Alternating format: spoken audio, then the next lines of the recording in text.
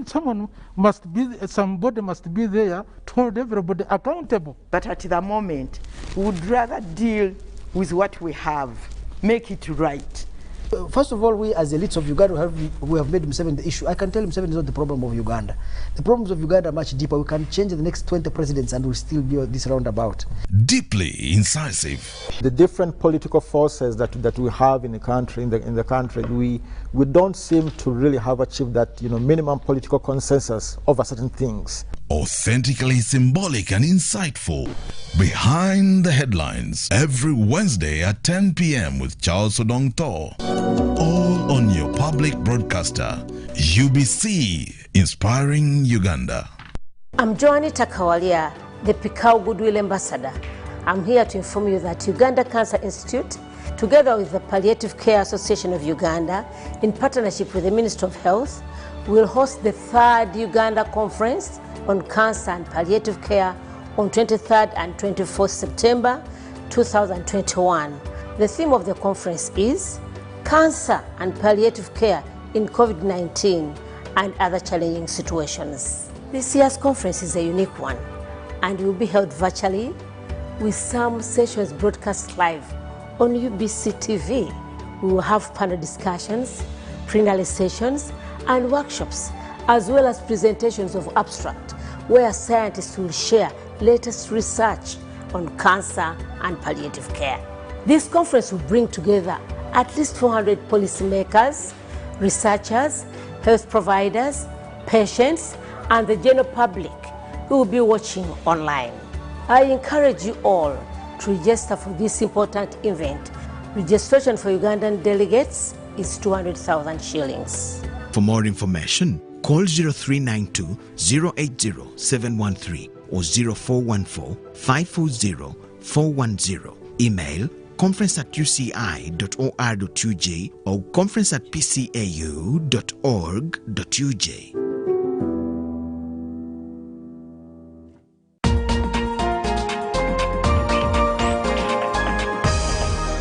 This week on UBC.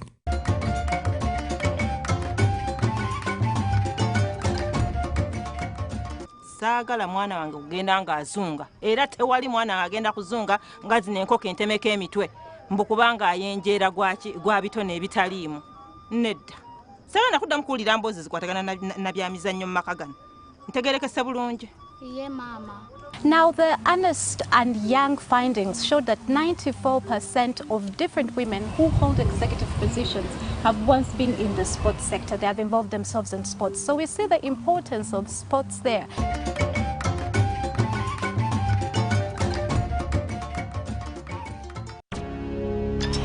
Buli munya-Uganda nayetenga amakuru marungi.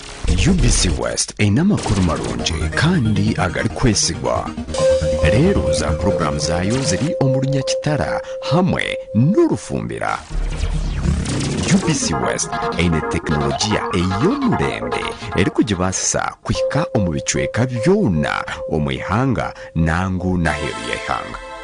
Tukwatire aha frequencies ezi: Kisoro 97.7 Fama, Kabale 93.7 Fama, Hoima 99.1 Fama, Kampala 105.7 Fama, Mbarara 97.4 Fama, Footpoto 98.8 Fama, Masindi 5 Fama. Kurikiriza UBC West ohulire embaganiza. UBC West empika huna. Join us from Monday to Friday for Good Morning Uganda with me, Felix Mkunda, Priscilla Nalwoda, Robert Chirabo, Molen Kenyana, Ruben Mpimba, with all the morning's essentials, including the very latest in news, traffic, weather and sports. Live on TV and across all our social media platforms. #UBCJMU. Hope you'll be setting your alarms, cause we are looking forward to seeing you then. This is Good Morning Uganda.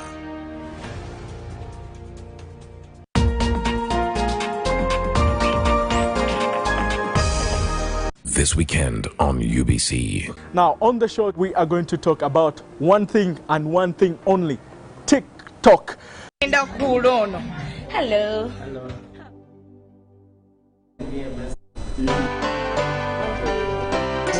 For young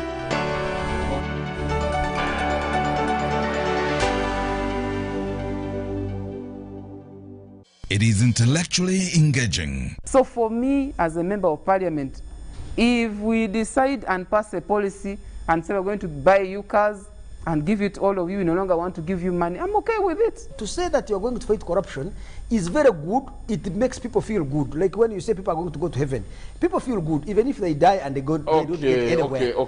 Deeply incisive. So the conversation really should go beyond this particular view to say how should we adjust our budget in light of the lockdowns. Authentically symbolic and insightful. It is easier to be an analyst, but statecraft is another skill. We should also respect those who are running a state, even when we are giving them feedback.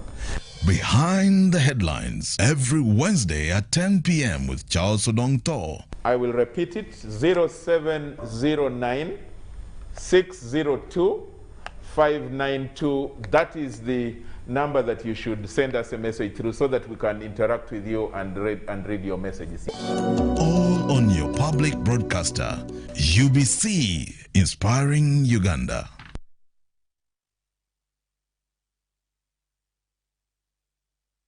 It's no secret that ICT makes learning easy. The strides made in our field could not be possible without it.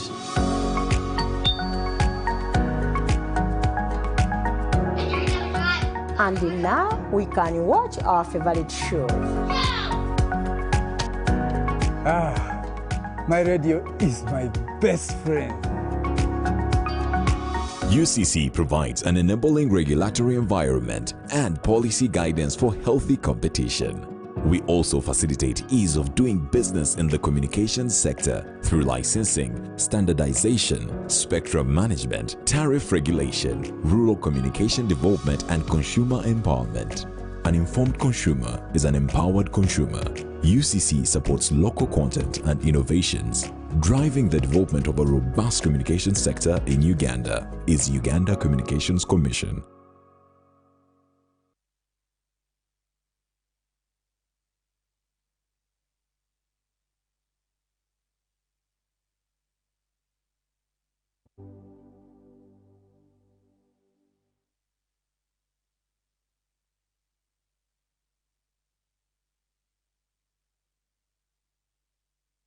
It is intellectually engaging. So for me, as a member of parliament, if we decide and pass a policy and say we're going to buy you cars and give it all of you, we no longer want to give you money, I'm okay with it. To say that you're going to fight corruption is very good. It makes people feel good. Like when you say people are going to go to heaven, people feel good even if they die and they don't get anywhere. Deeply incisive. So the conversation really should go beyond this particular view to say how should we adjust our budget in light of the lockdowns. Authentically symbolic and insightful. It is easier to be an analyst, but statecraft is another skill. We should also respect those who are running a state, even when we are giving them feedback. Behind the Headlines, every Wednesday at 10 p.m. with Charlse Odongotho. I will repeat it: 0709 602 592. That is the number that you should send us a message through so that we can interact with you and read your messages. All on your public broadcaster, UBC, inspiring Uganda.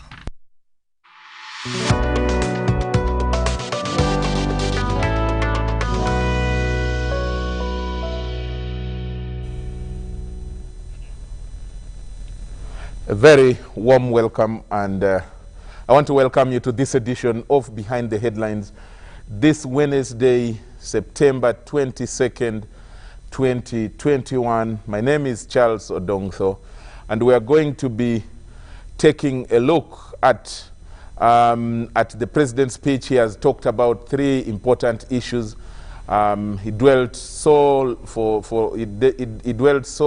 adequately, exhaustively, I must say, over an hour on the issue of human rights. He referred to it as indiscipline, and addressing himself especially and citing it out to the men in uniform, the policemen or policewomen, and the military people, and of course to the general public.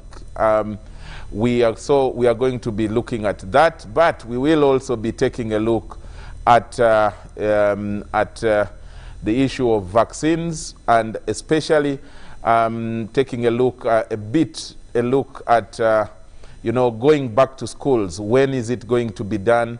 We have a minister in the house, in the studio here, who will be giving us more information.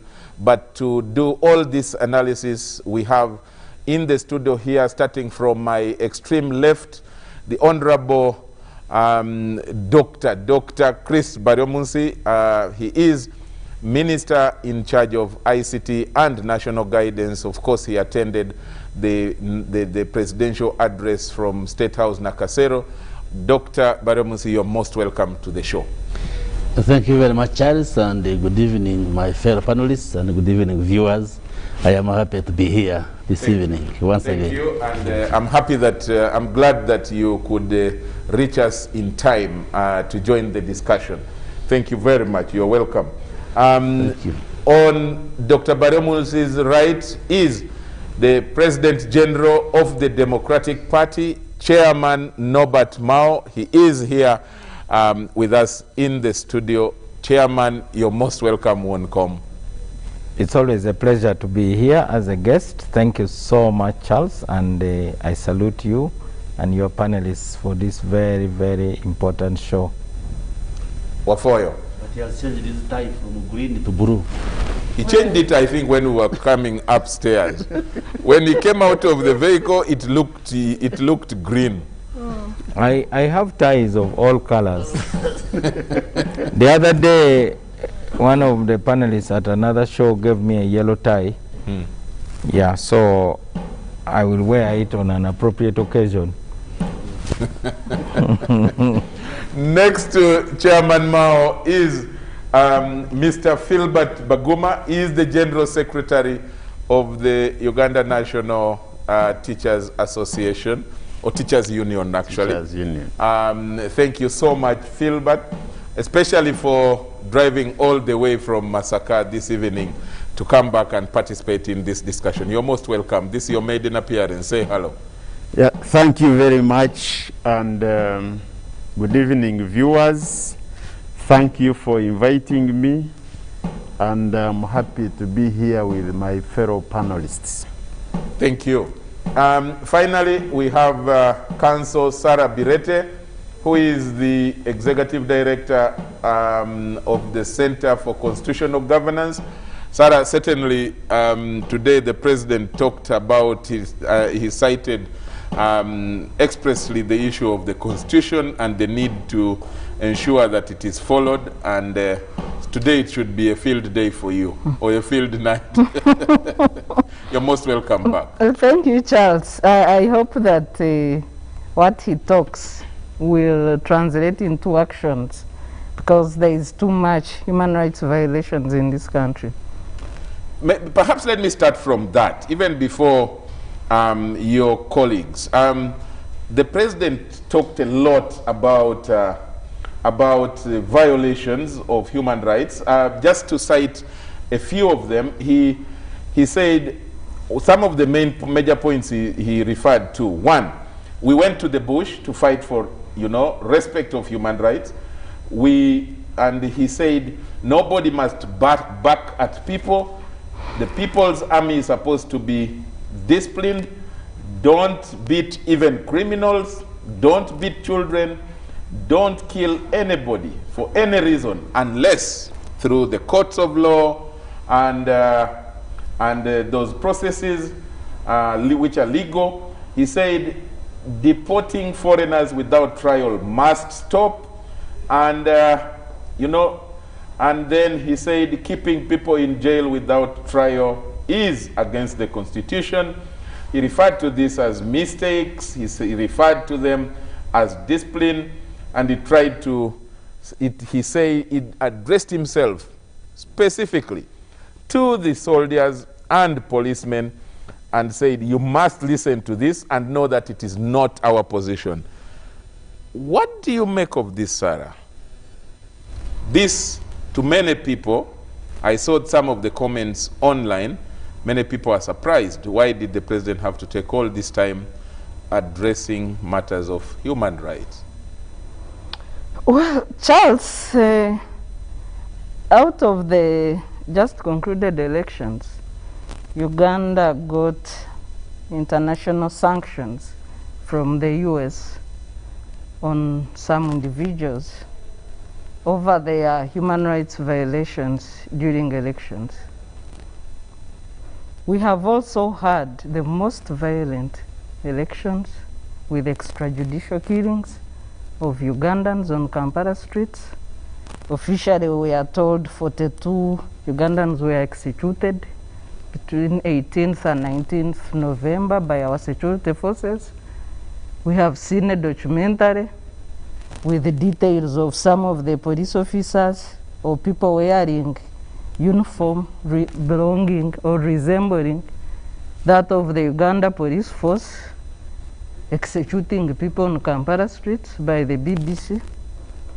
Why am I talking of wearing uniform resembling? We know that there are some people who wear uniform for Uganda police force without being members of the police force, as and when it's convenient, depending on the operations they want to execute. And that was unveiled even during the Black Mamba attack on the Temple of Justice, with the members of anti-terrorism squads and others then wearing police uniform attacking the High Court over opposition members that were given bail then. So we have seen human rights violations, gross human rights violations in this country since 2001. We have had the same command of the security forces, who is the same president. He has been watching these human rights violations by the forces that he commands. You know, there's an African saying that when you see a frog dancing by the roadside, know that there is some music in the background.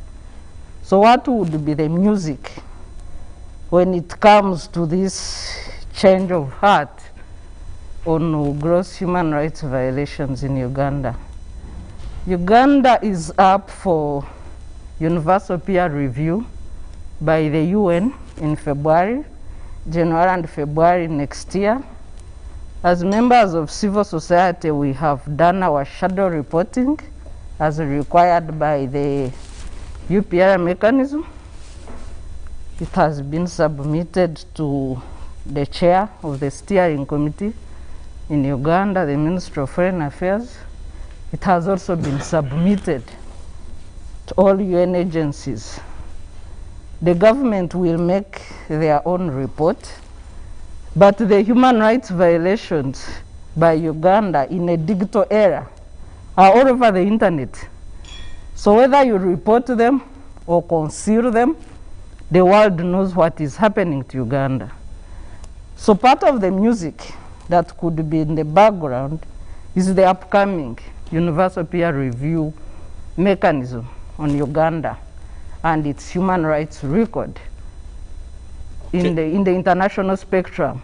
But also the sanctions could be, there's a possibility of upgrading sanctions that were issued in January and February to more biting economic sanctions. We know that the US has the Magnitsky Act that has been adopted by EU countries and Canada and about other 19 countries.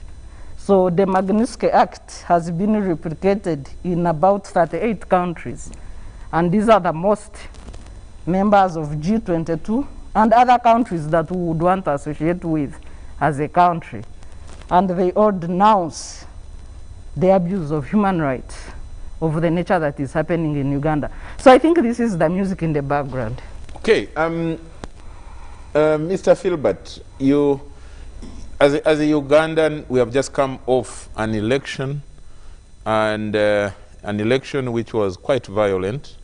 The president referred to some of the situations as situations of rioting, and much as he accepted that there were some cases of indiscipline, many cases of indiscipline, which he referred to as using, leading to stray bullets and all that kind of thing. What do you make of this timing to address exhaustively in a speech a matter of human rights and indiscipline? Thank you very much.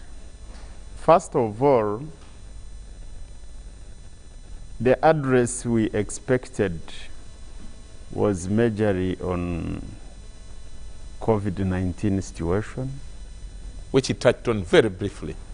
But the speech ended up dwelling much on human rights violations. And if you look at the documentaries that have been there, you will able to see people in uniform torturing Ugandans, identifying them whether they belong to the forces is another issue. But it is something that has been talked about on and on.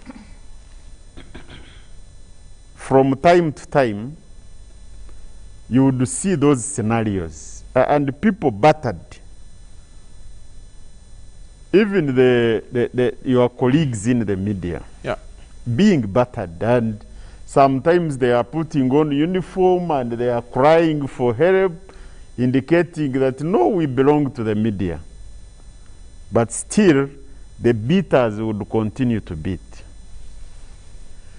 So I think he realized that it's high time that he pronounces himself over the issue.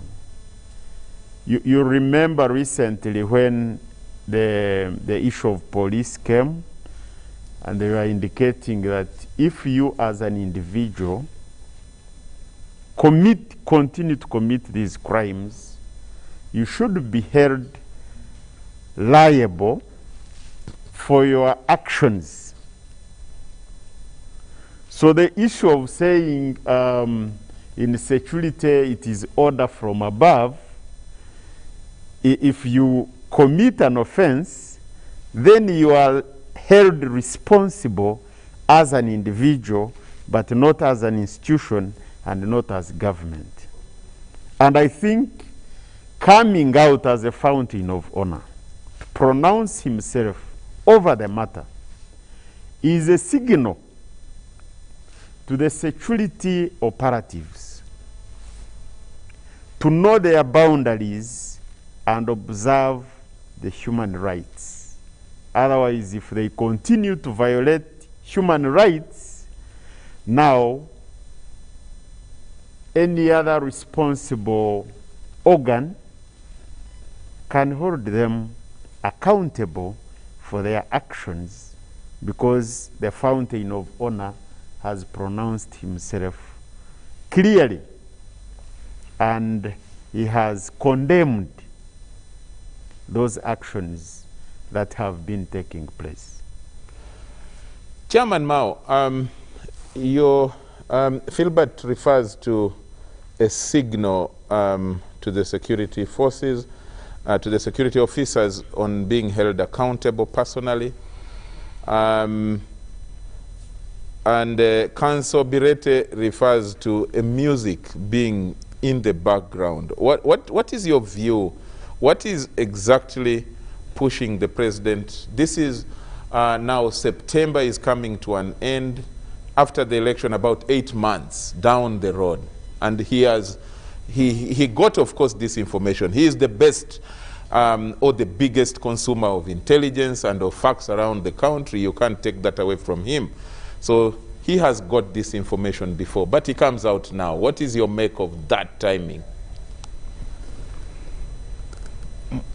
If I'm to use a religious allusion, the president has a pulpit. And what he says from his pulpit reverberates across the country and across the world. Our country is not looking good. So this is not about looking good. We expect him to do good. In 1979, riotous students in Iran occupied the United States Embassy and held the diplomats there hostage. The Supreme Leader, the Ayatollah Khomeini, went on TV and ordered the students out. He told them, "What are you doing in a foreign embassy? Get out." But behind the scenes, he told them, "Stay right there. Don't even think of moving." We are not going to just stop at listening to the president's good words. We are going to focus on the actions of the security forces. And so far, there is no commensurate action to rhyme with the good words. So, talk is cheap, as they say. You cannot sanitize something which is not sanitizable. We would like, for instance, all the organs of the state to start by realizing that the fundamental human rights are not granted by the president, they are not granted by the government. The fundamental human rights are God-given, they are only guaranteed by the state. Actually, the president's words in 1986 are stronger than the words he's using now. And that should be the point of departure. I believe very strongly that there is a pressure. Uganda's standing in the community of nations has taken a hit. What are the drivers? You quoted Sarah Birete calling it music. I would say, what are the drivers that are pushing this new rhetoric? Number one is mass media. It is no longer possible to do things in the dark. Whatever it is that you do,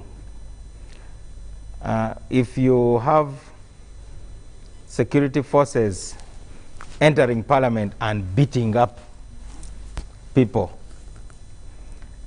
and we are on a show like the Today Show of Trevor Noah, becoming the laughing stock of the world, that's not a good thing.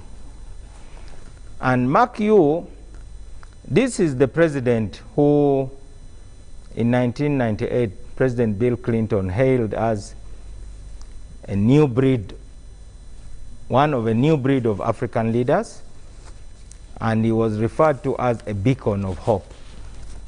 So it is up to him to live up to the expectations of a lot of his friends. Therefore, Charles, this speech was one speech, but had two audiences. There was a speech for us, we who want to go dancing, we who want to go to the beach, we who want to go to bars, we who want to go to church. Our ears were tuned to that aspect of the speech. And of course, the aspect of national security and the government's plan to deal with these hoodlums that are wielding pangas in some parts of the country. Then there was the speech for the international community. So I would like to warn those security officers who purport to be acting under orders from above The above is distancing himself from you. So you are going to be left alone, you know, with the tip of the rat's tail in your hands when the rat has fled. You know, a rat has got an emergency tail. You can think you have held it, and until they turn on the light and you realize that you only have the tip. And the rat is capable of growing another tip on its tail. So you are now on your own, by the way. If you still think order from above is still relevant, take it from me. You will hang alone, because the president is busy distancing himself from you. Whatever you do, you are on your own. But it doesn't stop there. We have got rulings from the court that permits and in fact allows Ugandans to pursue you individually as an individual police officer. It will no longer be the Attorney General to come and defend you, but you'll be sued in your individual capacity. And based on the speech you have just heard, chances are that you will be on your own. So I hope this marks the end of the so-called order from above, because the order from above has changed. I remember when former Minister Nantaba was involved in some incident along Kayunga Road. She said that somebody made a testimony saying the order has now changed. So the order has also changed now.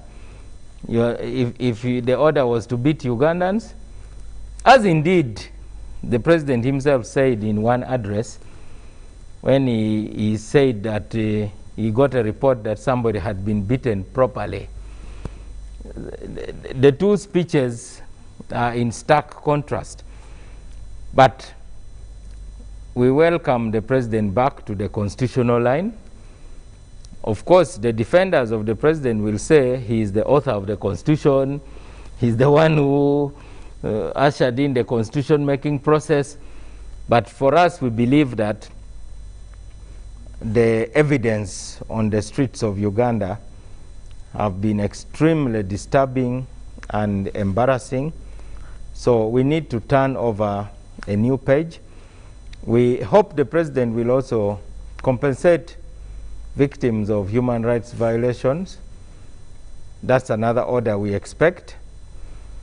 I have seen the judiciary publishing a long list of people who won cases long ago, including a young man called Peter Oloya, who was shot in cold blood in a Gulu prison years ago.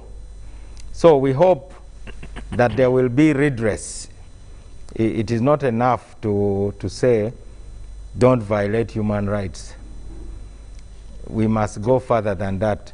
Okay. I've seen even the German government has agreed to compensate the Namibians for the genocide that the German colonial powers unleashed on the people in Namibia. So defense of human rights is now a good thing, and you cannot be seen not to be defending human rights. Okay. But the president was addressing an audience outside Uganda. Okay. Dr. Baromunsi, you have a lot on your plate to respond to, but can you start? Finish it. You will finish the and plate. After the plate, yes. That's a nice one. And ask for more. And then they will bring more. That's a good one. You start right from where Chairman Mao lives, that more needs to be done, more than just a good speech. Certainly that's a recognition that today's speech was very good, but the action, is there something that you're going to start following up on as government? Is this just a rhetoric, or this is a serious serious decision that has been taken by government, that this wrong has been done, including to many of our colleagues in the journalism world. Like there is that lady of NTV, a young lady, budding, doing very well, and then when she goes to cover news, she is beaten by men wearing uniform, in uniform, and now she is seemingly lame, disabled. Is more going to be done in action? Okay, thank you very much, Charles, and the panelists. Before I specifically answer that question, I think President Yoweri Museveni has been in public leadership for a number of years, and he has made statements publicly, and he can be audited. His record can be audited. And to me, his articulation of issues of human rights and the need for discipline in the armed forces and security officers is not new. The president is on record that from the days of NRA in the bush, he was always against his soldiers harassing civilians. He has spoken of situations, for instance, when one soldier, I think, had assaulted or killed a civilian, and one of the lawyers among the NRA was arguing that the other person was drunk, so it is the alcohol which actually killed. And the president will say, what kind of law is that one? So he has always been against indiscipline by individual security officers, even before he became a president. And that has defined the policy position of UPDF and security, the security apparatus in Uganda. So it is not correct to say he's dancing with some music, maybe there are threats behind. I think he has been very consistent. But also, in looking at what's going on, you need to examine the politics in this country for the last especially 20 years or so. When NRM came in the late 80s and early 90s, I think NRM was largely engaged, NRM or UPDF, fighting the rebellions in the north, parts of east and so forth, where the army was confronting an armed rebellion. But for the last 20 years or so, I think the landscape has changed. We have seen the emergence of a radical opposition, extremely belligerent and quite adversarial, and where they have openly promoted the confrontation through demonstrations, riots. You recall the walk-to-work protests where the opposition extremist groups confront the armed forces. And in these confrontations, you get some individual security officers sometimes going into excesses and getting indisciplined and carried away, and then they injure civilians or kill them or maim them. But we have also seen situations where security officers are also injured and killed. So while we want to blame the security officers, we must also know we have had situations where policemen have been killed. There is a classic case of Ariyong, where somebody stood up on the building and hit him with a heavy object, and he died and left young children who are orphans. I don't know whether they are in school, and a widow and so forth. So there has been this confrontation of politics occasioned by the extremist and radical elements of the opposition in Uganda. So that confrontation has been there. So for the president to come out and say the position of the army, the position of security forces remains respect and observance of human rights, treating people with dignity. He has spoken publicly on what situation is when a security officer can shoot, for instance.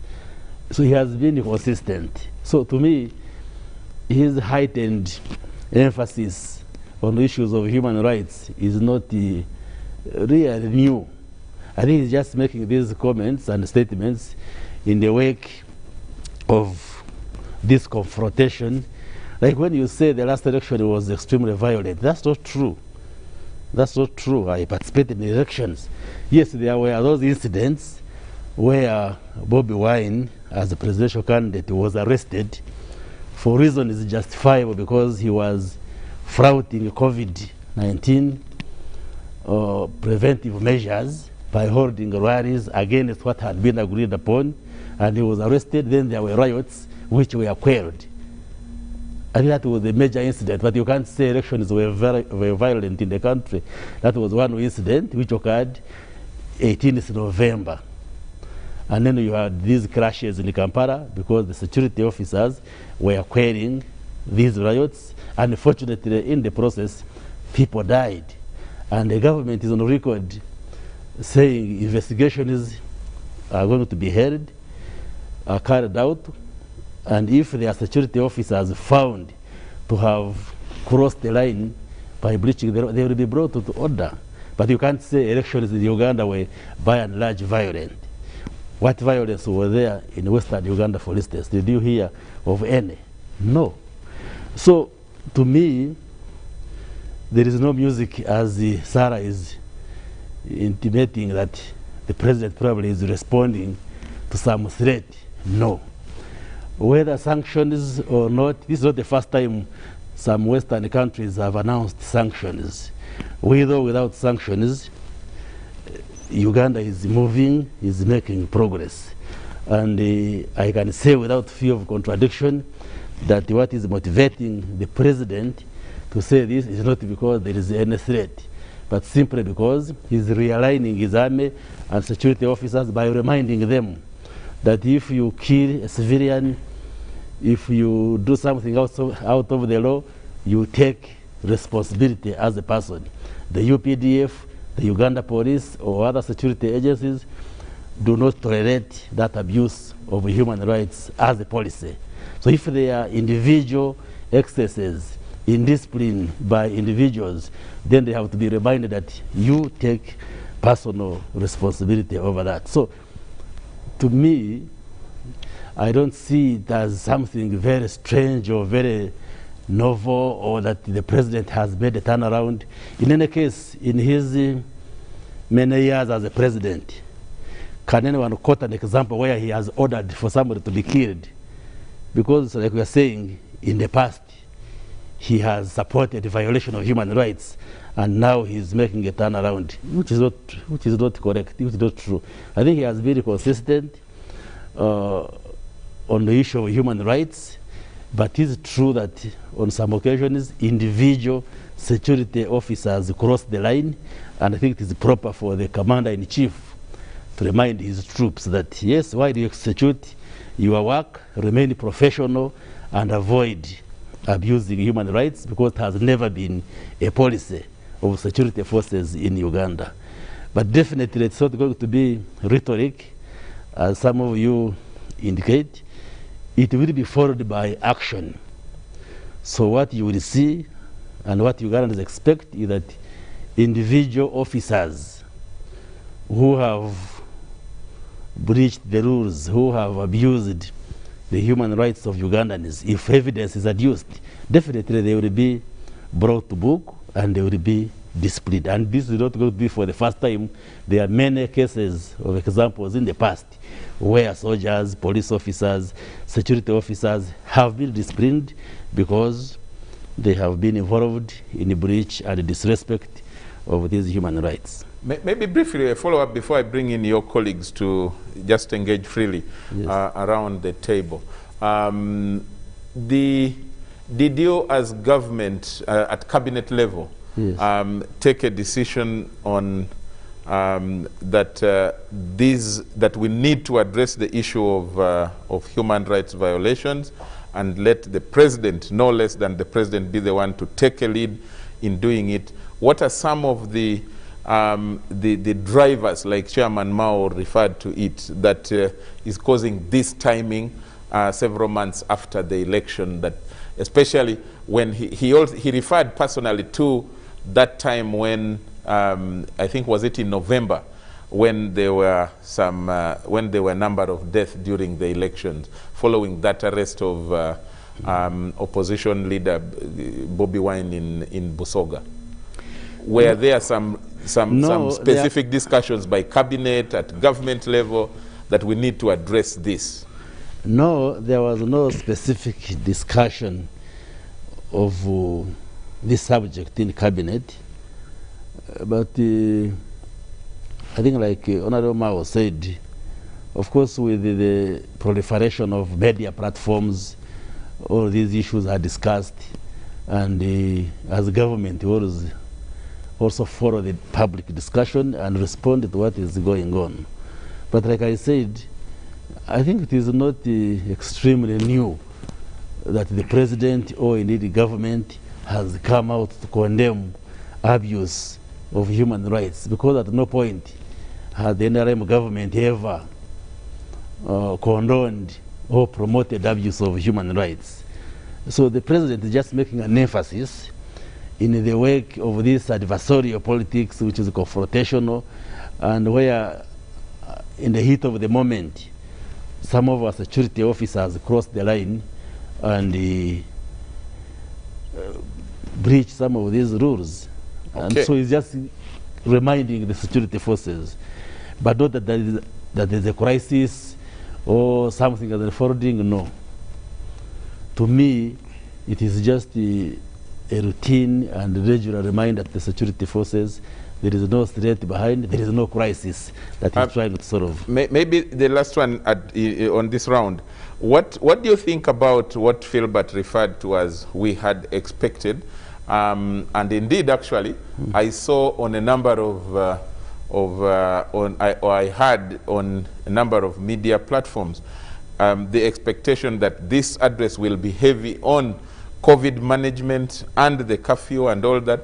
Actually, some media houses went ahead to say the president is expected to even ease some of the sanctions against free movement and all that kind of thing, or free business, including churches.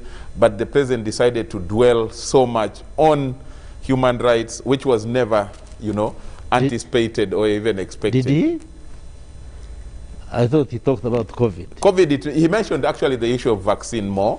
I took notes. He just, on the vaccine, he said that we shall succeed, and we are doing our own vaccine, fast-tracking the process of making our own vaccine. And he referred to the stages of the vaccine, that Uganda is at number 5 out of the 8 stages. And he mentioned specifically that Uganda would need, of course, to be helped to access reagents and in order to make this vaccine. That was the brief that he went on about the vaccine. It was not as elaborate as the discussion on human rights. And my question is... Did we listen to different presidents? Because I have his speech here. We listen to the same. We listen to the same. Read, which is basically at the first page talks about statistics, how we have moved from the peak of the wave, to where we are in terms of numbers, deaths. On page 2, he's talking about COVID-19 vaccination, giving the vaccines which are coming up to the end of December. And he's talking about surveillance, about the surveillance at the airport. He's talking about the safe reopening of the sectors under lockdown. He's talking about places of worship, the SOPs. He's talking about weddings, burials, and other social events, casinos, concerts, bars, cinemas, curfew, the weekly markets, reopening of schools, and the 4.8 million Ugandans who are targeted to be vaccinated before schools open, and his directives. He talked about patient care. He talked about strengthening a decentralized response to COVID-19, and then touched on issues of security and criminality. So, where was the emphasis on human rights in this address? Oh, okay. They were unless if he made those remarks earlier in the day when he was swearing in judges and the IGG. because there was that ceremony at Entebbe. I have not been following the news, but this evening's address was purely on COVID-19. Okay, now... So I'm asking, did we listen to different presidents? I listened to his speech this evening, and the speech that touched on 3 main issues, and my following was that he dwelt more, even in terms of the longevity, but the issue still stands, Honorable Minister, that... I'm not running away from the issue, but I was just saying the address which has just finished was mainly on COVID-19. Okay. The issue, let me just leave that part and dwell on that issue of COVID-19 and its management. Are you satisfied that as government up to now that we are managing the COVID pandemic well, and especially the issue Philbert is one of the things Philbert is here for is the issue of students returning to school and the anxiety around the fact that students are staying home for long and they are getting rusty from home, and measures put in place by government for online studies are not as effective as we anticipated and expected them. What do you think that must be done, and what should we expect as citizens that can be done adequate and effective to answer that worry? Yes, thank you, Charles. COVID-19 is one of the challenging diseases of our times. And as you know, and as the President emphasized, we have gone through 2 waves. We had the first wave, which peaked around November, December last year, having registered the index case in Uganda, the first case, on the 21st of March. And because of the pronouncements by governments, we were able to subdue the pandemic. But later on, around October, November, December, we got that wave, which, as the President was saying, was partly occasioned by the indiscipline of the political actors, because that was the time of the campaigns when we had said as Parliament and government that yes, let's go on with elections, but strictly observe the SOPs and avoid big congregations, big rallies. But some political leaders said, no, Museveni is a dictator, he's refusing you from congregating and getting the messages.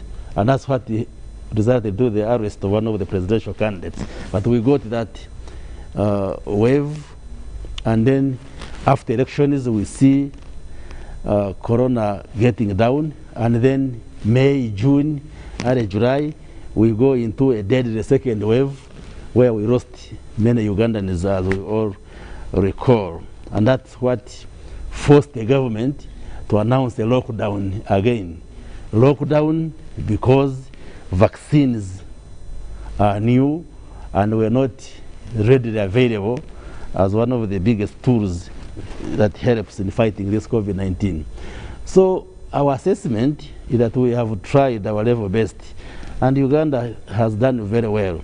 Like the figures in the report by the President indicate that since the lockdown, after this second wave, at the peak of the second wave, we were registering 1,445 cases daily of COVID-19 cases.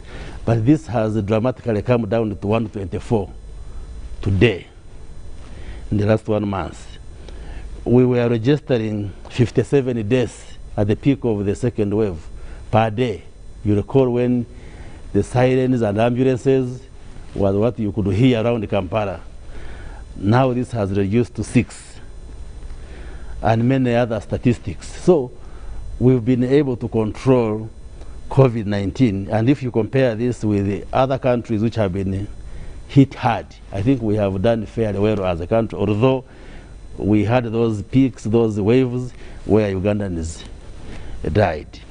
Now the front on which we are is now to bring in vaccines and vaccinate as many Ugandans as possible but of course in addition to the other measures, because we have to continue saying put on a mask, wash your hands with soap, sanitize, social distance as we vaccinate Ugandans.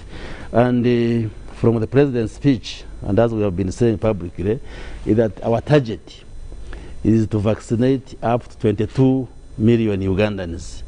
Those are the Ugandans who are 18 years and above. But we prioritize the high-risk groups, the health workers, the teachers, and people who work in schools, now the students 18 years and above, those who are 50 years and above, and those who are below 50 years but have existing morbidities, like somebody has the high blood pressure, diabetes, sickle cell, all these diseases. And that's what brings the 4.8 million Ugandans. And the opening of schools is actually now tagged to vaccinating those 4.8 million Ugandans as we move towards vaccinating 22 million people. So the emphasis has been that let us save lives.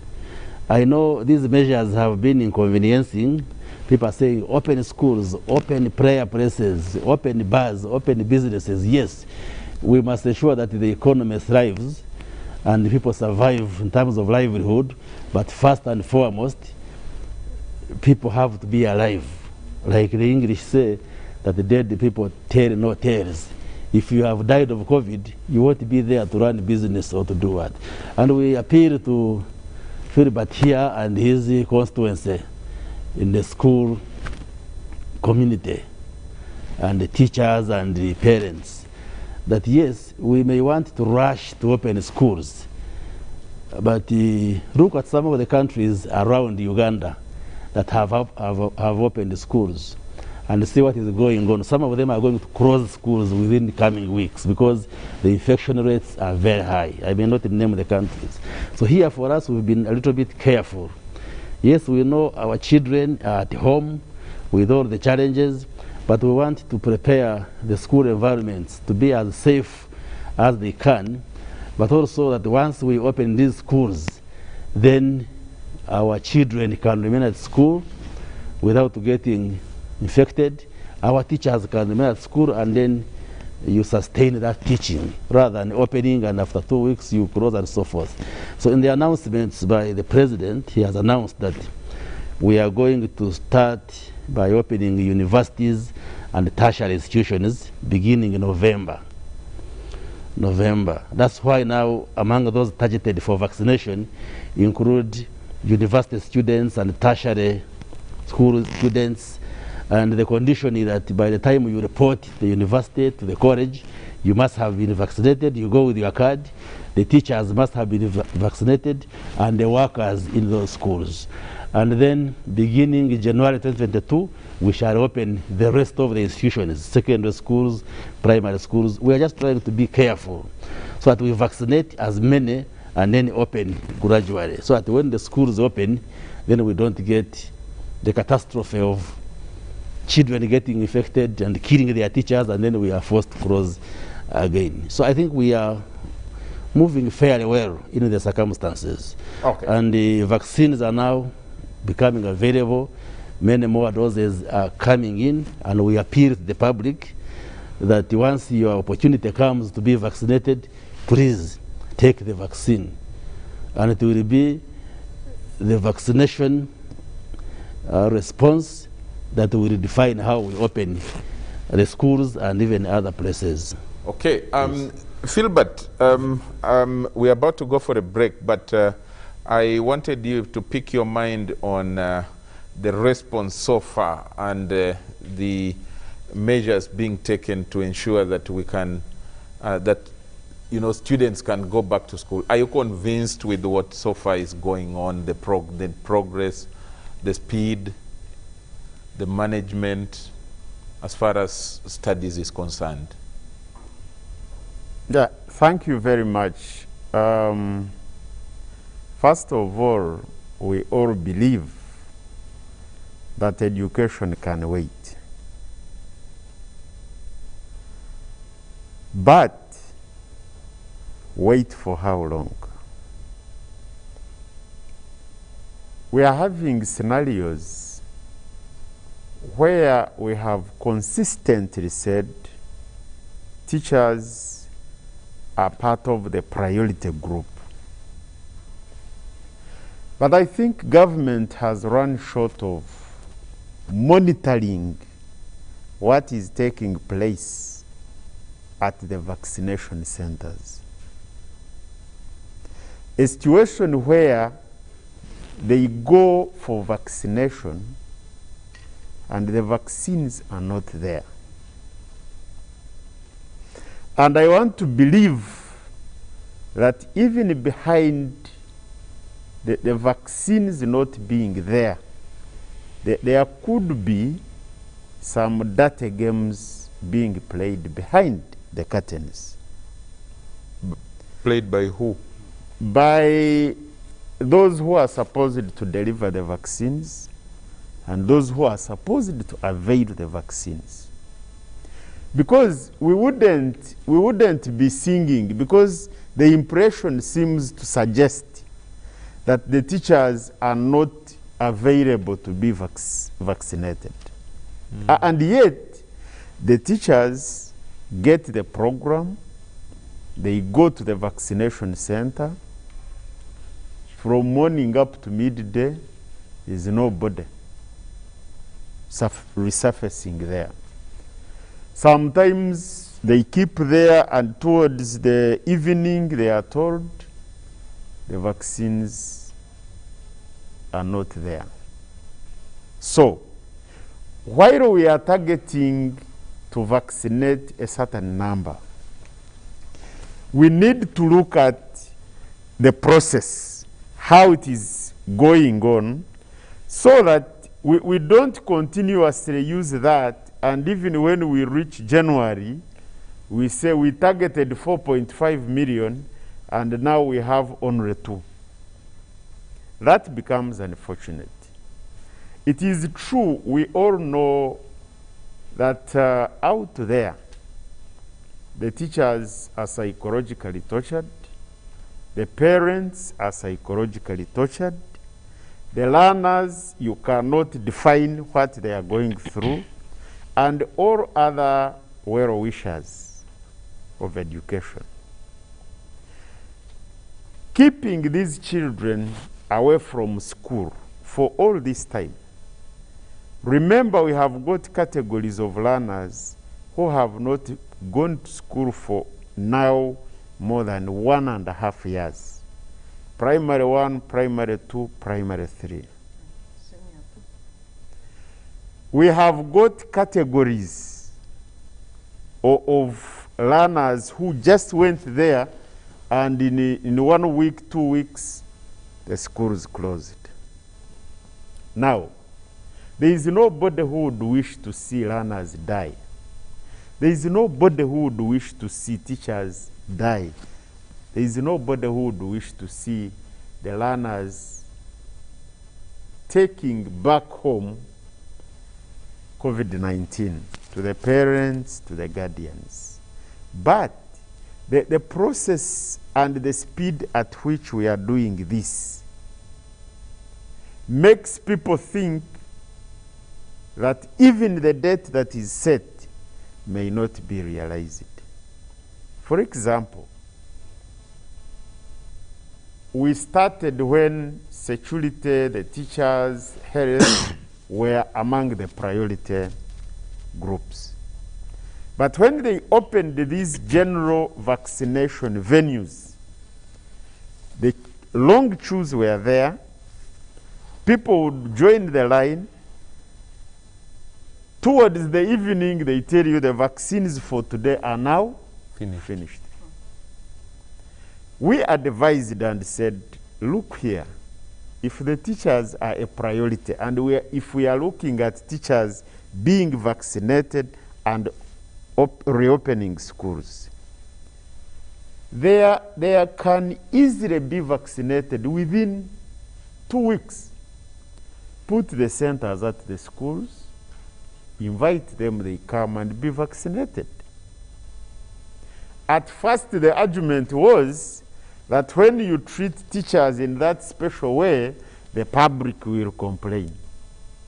But you are vaccinating teachers for the schools to be reopened, and then you have children go to school.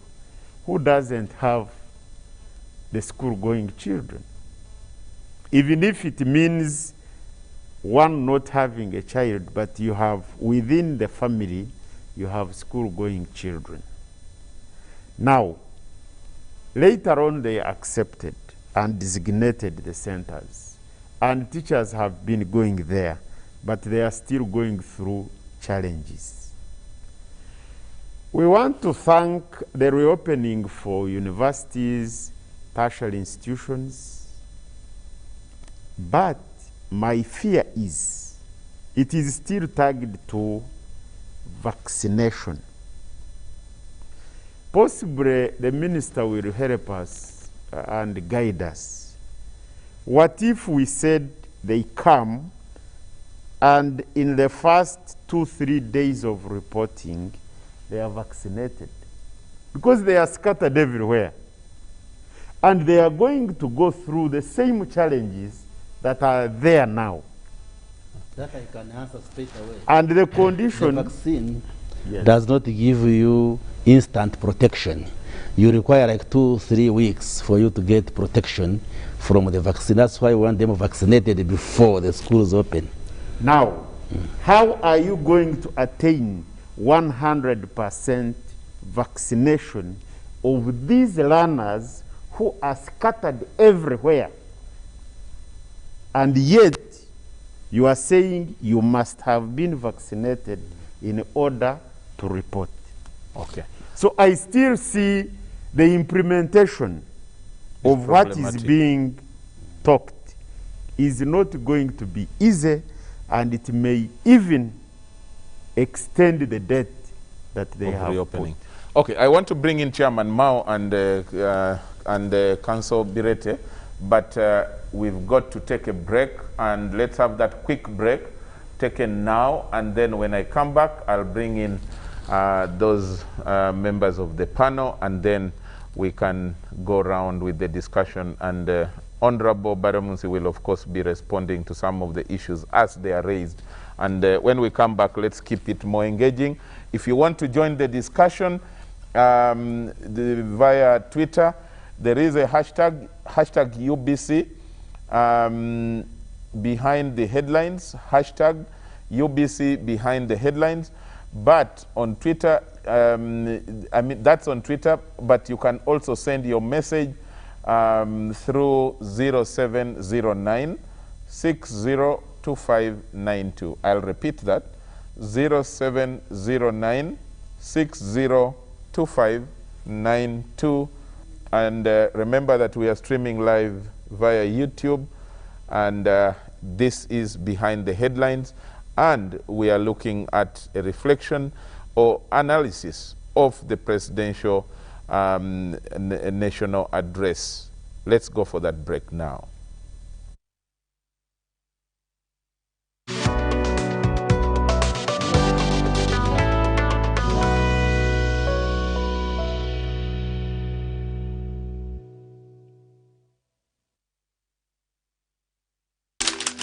You know, you could just buy a new smartphone from anywhere in Uganda. Dial *175 *94# to activate their 100% double data bonus offer on weekly or monthly bundles for 3 months. Better yet, you automatically receive free 1 GB valid for 30 days. You are hooked already, aren't you? Enjoy 100% double data bonus from Airtel. Buy a smartphone from anywhere in Uganda and insert an Airtel SIM card. Dial *175 *94# to activate a 100% data bonus offer on weekly or monthly bundles, valid for 3 months. Dial *175# and select your preferred bundle to activate a 100% data bonus offer on weekly or monthly bundles, valid for 3 months. Airtel, the smartphone network. 5 for 5, 5 times the winning, yeah. 5 times the happiness, yeah. 5 times the luckiness, yeah. 5 for 5, oh yeah. It's 5 for 5. 5 for 5. 5 times the money, yeah. 5 times the shopping, yeah. 5 times the prizes, yeah. 5 for 5, oh yeah. It's 5 for 5. 5 for 5. Win 100,000 Uganda shillings weekly in the 5 for 5 jackpot. Simply download the Center mobile app. Click Center on the go to open your account online. Transact 5 times or more using Center Mobile, Center Visa, and Center Agent to stand a chance to win. The more you transact, the higher your chances of winning. So, participate in the 5 for 5 jackpot and win millions in daily and weekly prizes. The 5 for 5 jackpot is brought to you by Centenary Bank. Our bank, Centenary Bank, is regulated by the Bank of Uganda. Customer deposits are protected by the Deposit Protection Fund.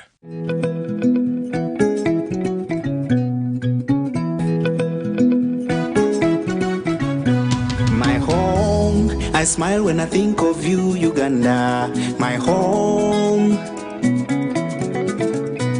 My home, I dance when I look at you, Uganda. My home, oh my Uganda. I know with you I'll always stay forever. I know, because I feel that we belong together. My home, under the sun so bright, under the moon at night, on my heart, mommy, oh my Uganda. Hey, mama. My Uganda. My Uganda. My Uganda. My Uganda. Nigokone. My Uganda. Amari alemira. My Uganda. Nyoe nikugonza. My Uganda. Amina ngojo. Amina ngojo. At MTN, we look forward to starting another exciting journey together to grow our home, Uganda.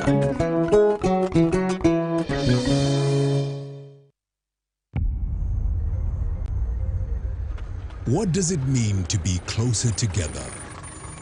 It's taking the last bus home for a surprise visit. Closer together is strangers finding a connection.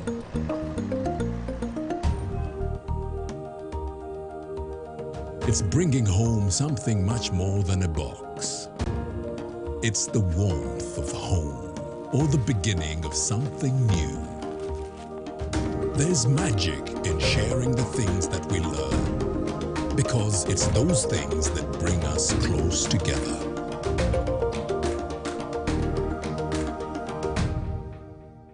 Echa COVID-19 chijja kugwa only if we stay at home, observe physical distancing, wear masks properly, sanitize or wash our hands with soap and water regularly, or get vaccinated now.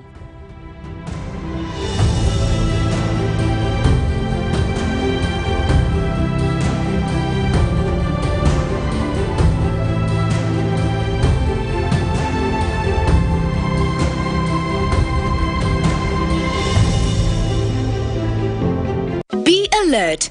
Do not share your Airtel Money PIN number with anyone. Airtel Uganda employees will never ask for your Airtel Money PIN number on call, SMS, or by email. All SIM card registrations, SIM card verifications, or SIM swaps are done at clearly branded Airtel shops and not on phone. To report any fraudulent activity, please call 100 immediately. The official calling number for Airtel promotions is 0200 100 100. Stay alert on Airtel Money. Instant, secure, borderless.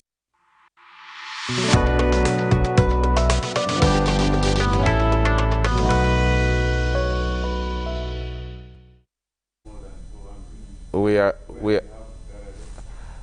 ladies and gentlemen, we are back, and we are back on the show. This is Behind the Headlines, this 22nd September 2021, and this Wednesday, the discussion is a reflection or reflections of the presidential address And I'm in the studio with Dr. Chris Baryomunsi, Minister for ICT and National Guidance, Chairman Norbert Mao, Democratic Party President, Mr. Philbert Baguma, General Secretary of UNATO, and Council Sarah Birete, Executive Director at Center for Constitutional Governance. I have to apologize. There was a mix-up in some of the on some of the YouTube clips that I referred to earlier, but I apologize for that. Some of the highlights of the address that on COVID include places of worship will be opened under strict measures, places of worship limited to only 200 people, no congregations allowed after curfew hours, and curfew hours will remain at 7 p.m. Bars will be considered in December 2021. Remember that the president earlier said that very hard to control those of us, or those of you who visit bars. They are feared as high-risk areas and will be opened when a certain number, 4.4 million Ugandans, are vaccinated. And post-secondary institutions will open on 1st November 2021. And I guess this is the one Philbert was talking about already, that also their opening is still tagged to the vaccination of the teachers as well as the students. And markets will be opened under strict observance of the SOPs.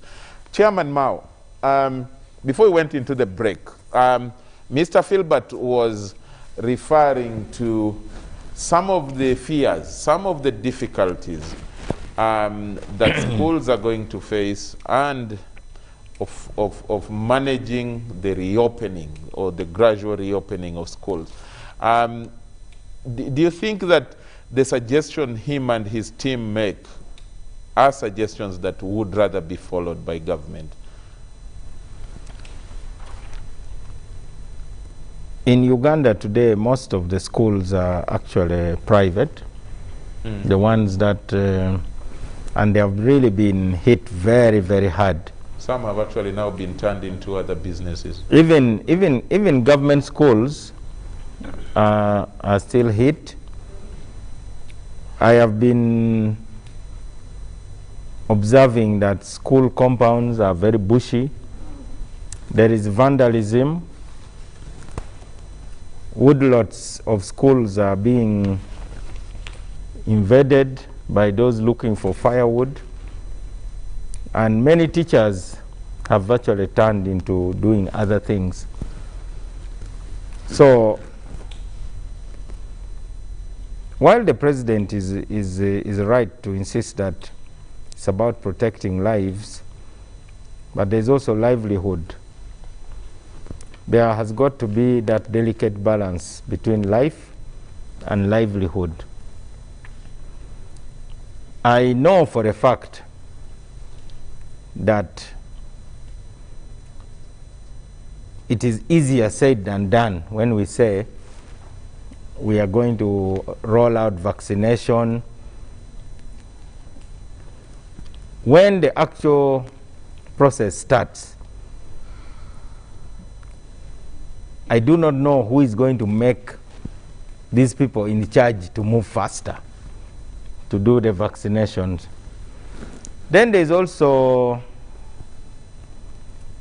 vaccine skeptics. This skepticism by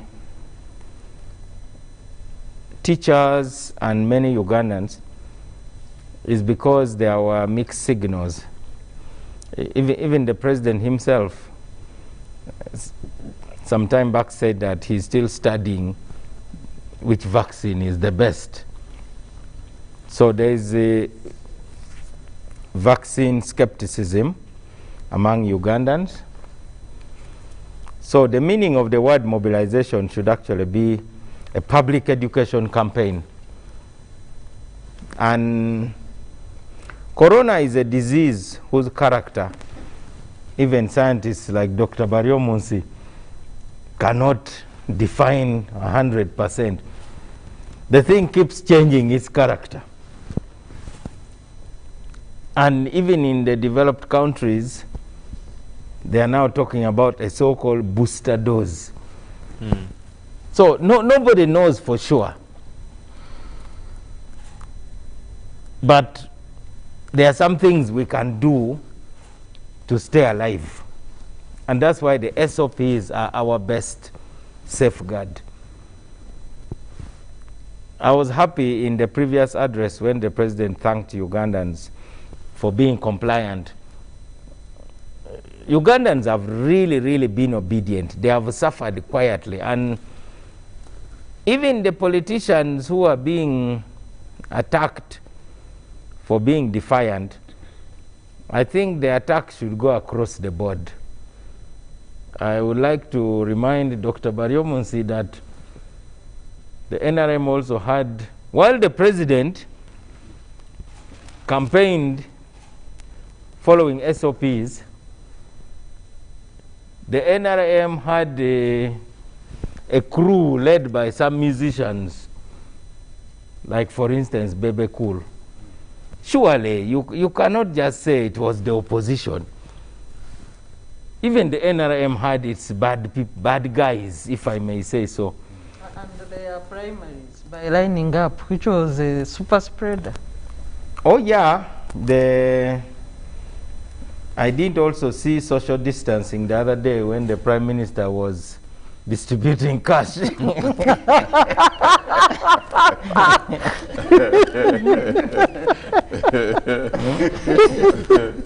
I saw some of my poor party members of DP being denied the president's cash.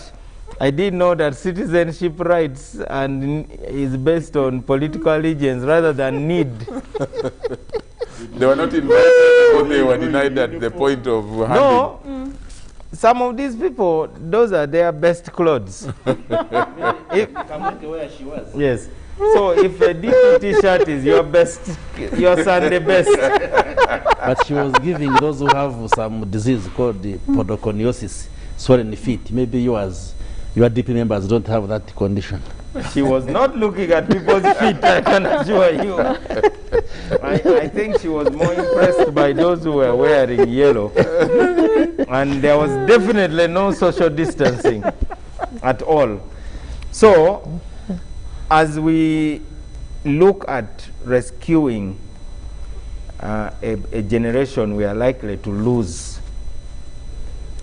we have got to campaign to educate the public about the effectiveness of the vaccines and speak the truth about them.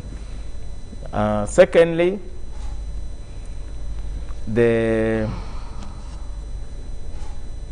messages that the president gives should permeate down there. It is as if everybody waits until the president gives a speech. There should be people taking advantage of many platforms all over the country, telling these people that this corona is still a big challenge. The opening of churches is a good thing. We have been campaigning for that as the Democratic Party. But there's also a positive side. When churches and schools were closed, ironically, it strengthened families. Yeah. That's true. Silver lining. Yeah, when you now can't go to school, you can't go to church, you only have the family. So to a certain extent, people remember that actually family is very important. That is the other ironical benefit of the closure of the churches and schools. Thank God they are now open. I still don't disagree with the 7 p.m. curfew. I think... You wanted it extended? No. You would have wished so? Kenya, their curfew starts at 10 p.m. I think Uganda can also start the curfew a little later. We have got very many cars. We have narrow roads. Yesterday, I was returning from Bukoma Nsimbi, where we went to commemorate the day when Ben Kiwanuka was assassinated, which is actually today. 22nd. But we commemorated it yesterday.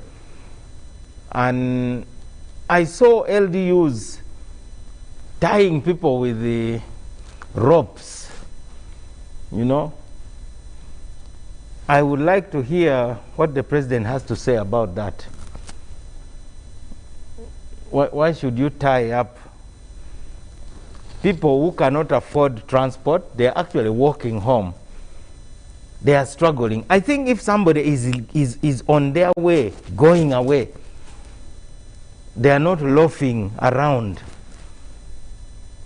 I think there is need for a measure of flexibility. But since the curfew time has been set and the security forces say their hands are tied, we expect that the hours should be revised. And there would be nothing wrong with the president making a special address and specifically responding to this. Definitely 7 p.m. is too early. It's too early. It's really, really too early. And also, but there are those who do their trading along the roads and they sell to people going home. Yes, but, who are in cars. But how about, Chairman Mao, how about that being informed by the suspicion that, you know, when it gets to 7, 8, it is already dark, and if you don't put curfew at 7, there are borders and people moving freely. People could take advantage, wrong elements could take advantage and rob people, you know, innocent people and all that kind of thing. But are we going to have curfew forever? We shall not, I don't think that is logical. Because I'm saying maybe that is what it informed it. No, the reason why Sarah is asking that isn't there a curfew in Masaka? I think that would then mean the security forces would now become more vigilant in enforcing law and order around there. As far as I'm concerned, many people actually start walking home after 7. Yeah, these days. Maybe you want Dr. Baremusi to respond to that question directly. Behind the curfew. Being at 7, you know, gatherings, social gatherings, are one vehicle of transmitting COVID. And the argument has been that it is very difficult to monitor these gatherings when it's dark at night, when people congregate in the bars and so forth. While it is easy during the day to monitor, but at night, it's very difficult. That's the major reason. Okay. But the time can be discussed. I think it can be looked at. But realistically, with the jam which we have around town, by 7, that's when the jam is, even if you wanted to reach home. Then you plan your journey accordingly. But now you are in the office and you are, maybe, because there is jam in the morning, there is jam in the evening. So it means possibly someone is going to go to office for 2 hours and then start the journey. Otherwise, realistically, by 10, there is still jam. Okay. As people move. Okay. Allow Chairman Mao to wind up on that point, and then I bring in Sarah. The measures that have been imposed is affecting people differently. The poor are affected more. The majority of Ugandans are likely to really get half-baked education. Many of the children of the financially disadvantaged people, the poor, the deprived, cannot afford Zoom. Their parents don't even have airtime for these ordinary phones. So the real teachers of Uganda need to step forward with some creative measures. In the UK, there was a proposal that the schools themselves should grade the students. And I think national exams will be extremely unfair on Ugandans. If really we have real teachers who are not being driven by these rankings of which school is best, I would say there should be no national exams. UNEB should pack and let the schools themselves grade the students. Based on what they have covered, however little. After all, it is the same teachers who mark the students anyway. It was done in the UK, and it will take away a lot of stress.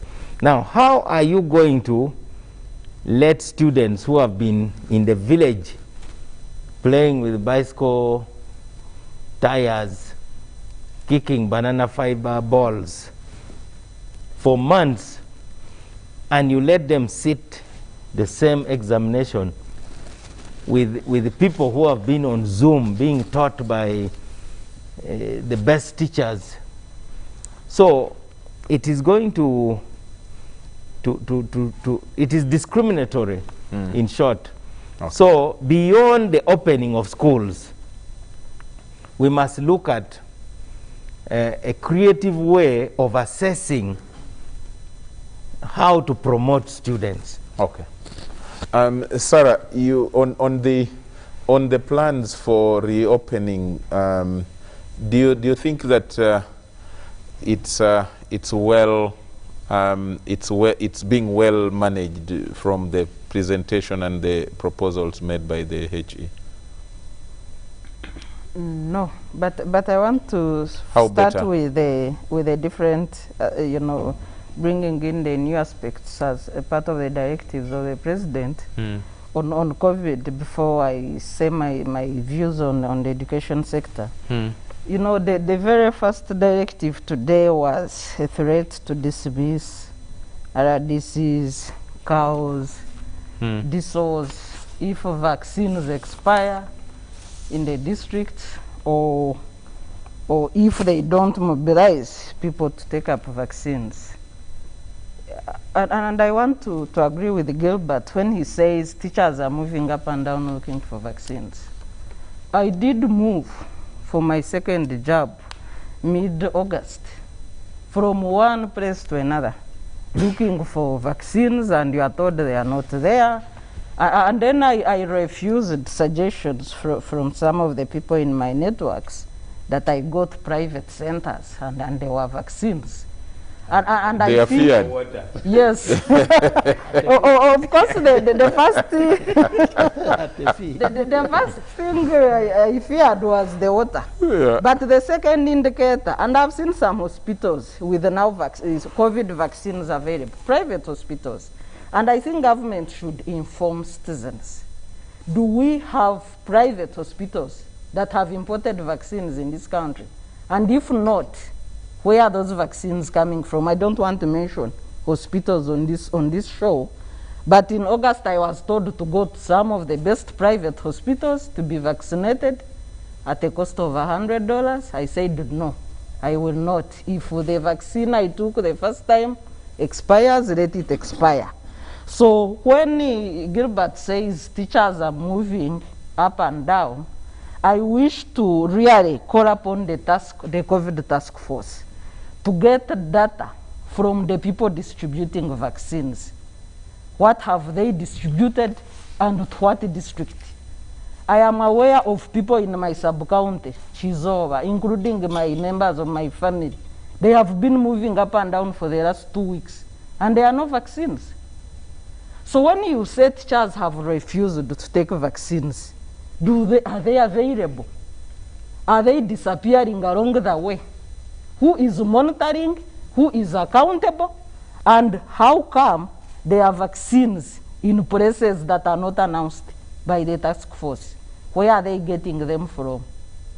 I think that is an important point. You need to follow up as you blame people for hesitancy. first understand that these vaccines are available. I've also seen messages, take vaccines, they will expire in 1 week. Yes, I know that the lifespan of vaccines is short. But before we say vaccines are going to expire, are they available to the population? I know some of my staff members that have been, since opening or easing of lockdown, they have been looking for vaccines. Only one has succeeded to take the first jab out of my 10 permanent staff. So are these vaccines available to the population, first of all? So away from that, I think as much as people need to be pushed to work and mobilize population, I think that threat, maybe that's the way the president should The threat speak. to the RDC. Yes, it was really the very first directive, I think, out of this page. I will dismiss you. I will. So I think, anyway, maybe they need to work hard to fight the vaccine hesitancy. And on that note, really my call to Ugandans is, if you have access to vaccines, take your jabs. It is the only way we are going to recover our lives back. Everybody should go and be vaccinated, but the government should ensure that these vaccines are available with accountability and numbers of what has been delivered to the districts.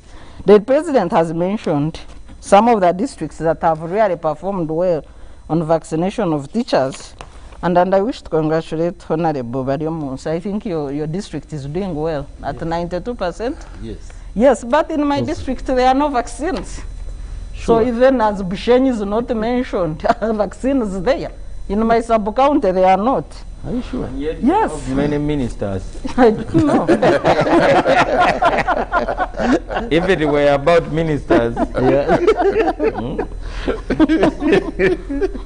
So the next thing that stood out was the extended closure of the entertainment industry. But I don't know, Honorable Minister, whether you are aware of bars that have been continuously operating with no closure. Some of them at Forest Mall, some of them where Chameleon was given a Range Rover for returning to NRM. Some of them we have already seen videos. Is government blind to these things? And if you promote selective operation of business enterprises, really we have too much inequality already in this country. If bars are closed, let them be closed. And if you have no capacity to monitor, open the bars. Because I think the most redundant directive, since even in the first wave, has been the directive on bars. Because the majority of bars here in this country are open on the basis of Gambanogu. What does that mean? Talk to this one. You know, Honorable Minister, so there is that. I want to consolidate her point. There is a joke which was sent immediately after the president's speech. The big screen is showing the president addressing, and people watching in bus. And then under the screen, there are people and bottles at a bar. That bars have been should remain closed, but they are open. I think it's the most redundant directive. Since you know the bars which are open, you keep quiet. They are always if on you social report media. to authorities, police, and other but the authorities. authorities are drinking in this bars. But the authorities are the ones protecting them. So and then maybe my other concern on the education sector, if I may address the issue of the education sector. We have seen many of the private operators, you know, really talking about the economic distress. We know that providers of education are complementing government efforts, whereby government is the main entity discharged with the function of service delivery, especially educating generations and generations of this country. We have had talks in Parliament of stimulus package for COVID. And the same applies to the entertainment industry, which has been handled in the most shabby way, with informal people claiming to dish out government money. But the private sector, I think the last response we had official was where the minister was telling people to sell these schools and stop bothering him the Minister of Finance, which I think was a bit inappropriate, you know, really, for the Minister of Finance to talk like that. So I would like to hear from our Honorable Minister. Are there talks at cabinet level? And I hope the response will not be the money that was lost in teachers' circles, with also the people who are connected, who say, call this one. So, no, talk to this one. Yes, talk to this one. So, are there efforts really to ensure that even after 2 years, there will be schools where children can go, especially on the part of the private operators? Honorable, someone is asking, how many vaccines have we purchased as a country, or are we only getting freebies? This is what the person is saying. And then i.e. they are all donations. And then the other question how about vaccines for under 12 years? Pfizer is launching the under 12 vaccines over the weekend for US kids. How about Uganda? Is there a plan for such? Those are some of the clarifications that have come off the discussions that we have already had. Honorable, you need to respond to some of the questions, especially questions about threats to RDCs, DHOs, and cows. Of course, the President can give a directive. These are his public servants. But the issue is the problem theirs? Or I guess that is what Sarah is driving at, that is the problem of vaccine hesitancy really a problem of any of these officials, or it is a problem of, you know, whether you want to call it, someone can call it inadequate sensitization, or just maybe social media proliferated messages, and so they are getting so many messages from the other side or the other side, and so causing more vaccine hesitancy. So the problem should not be of these people, but better sensitization and mobilization should be done, as is the case with your district. What is your response to that? Okay, thank you very much. You see, these are new vaccines. New in the sense that this is a new disease, COVID-19, and when it emerged, the scientists went into overdrive to see whether they can come up with the vaccines. And this was facilitated by the Chinese scientists who shared all the information and applauded the genetic material and all the scientific information, and scientists went into production of these vaccines. And they began being available around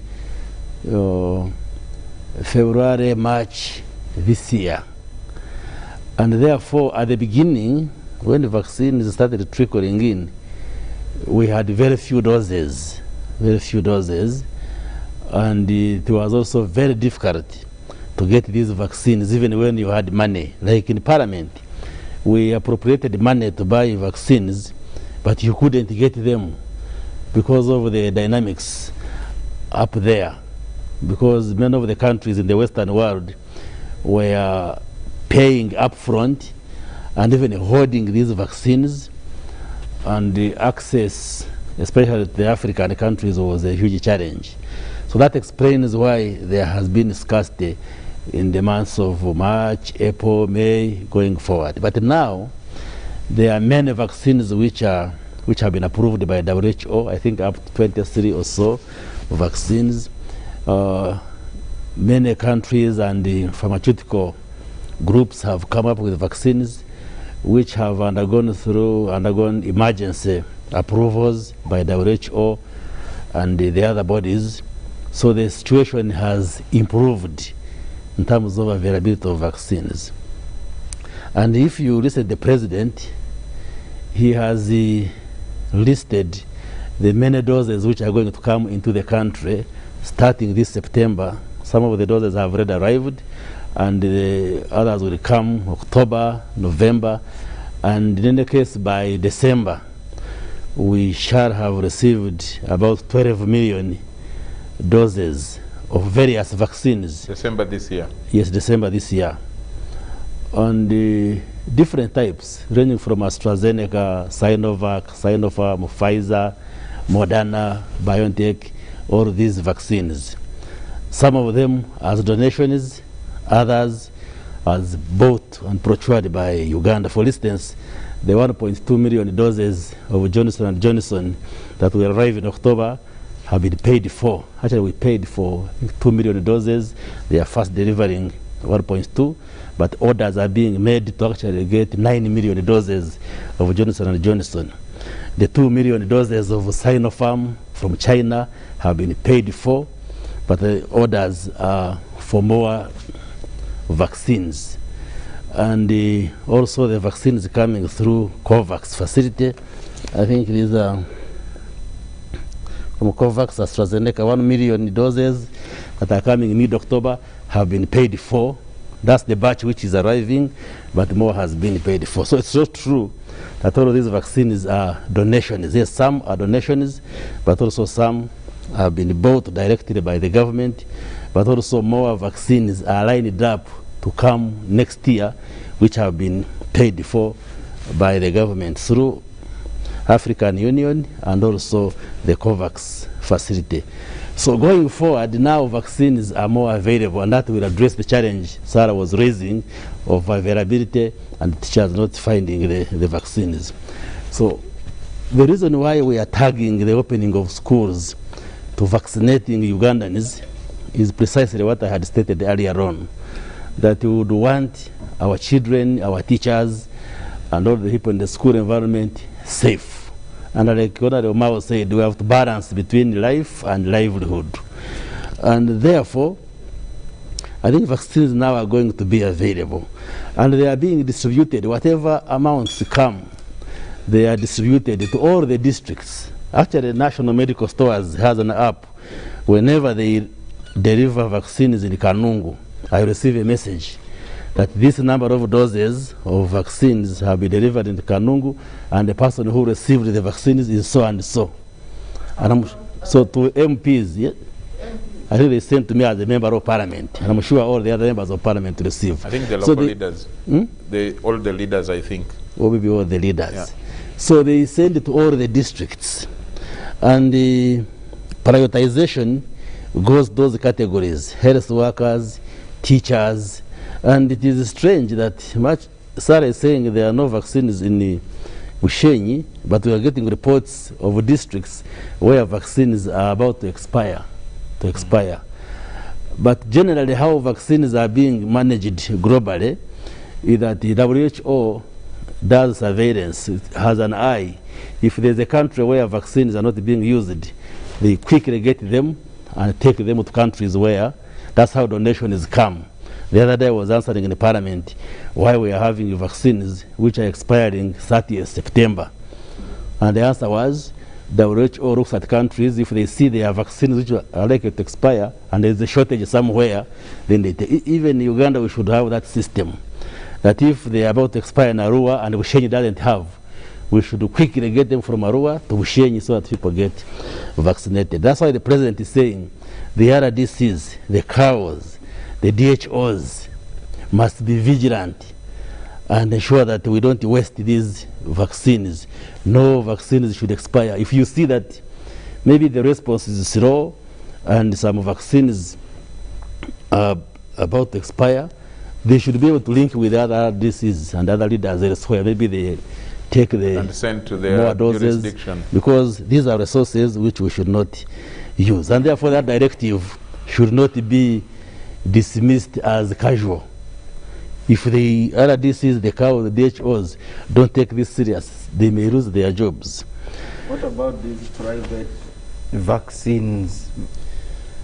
Now, I was trying to cross-check with the Ministry of Health, because all the vaccines which have been coming to the country come through the government system. But maybe the Ministry of Health, we shall cross-check and clarify to the public. We could have partnered with some private hospitals to deliver vaccination through those. But it's for pay. I was told it's $100 at the hospital. I'm hesitant to mention here. No, as far as we are concerned as government, COVID-19 vaccines should be free. because they are coming through the government system.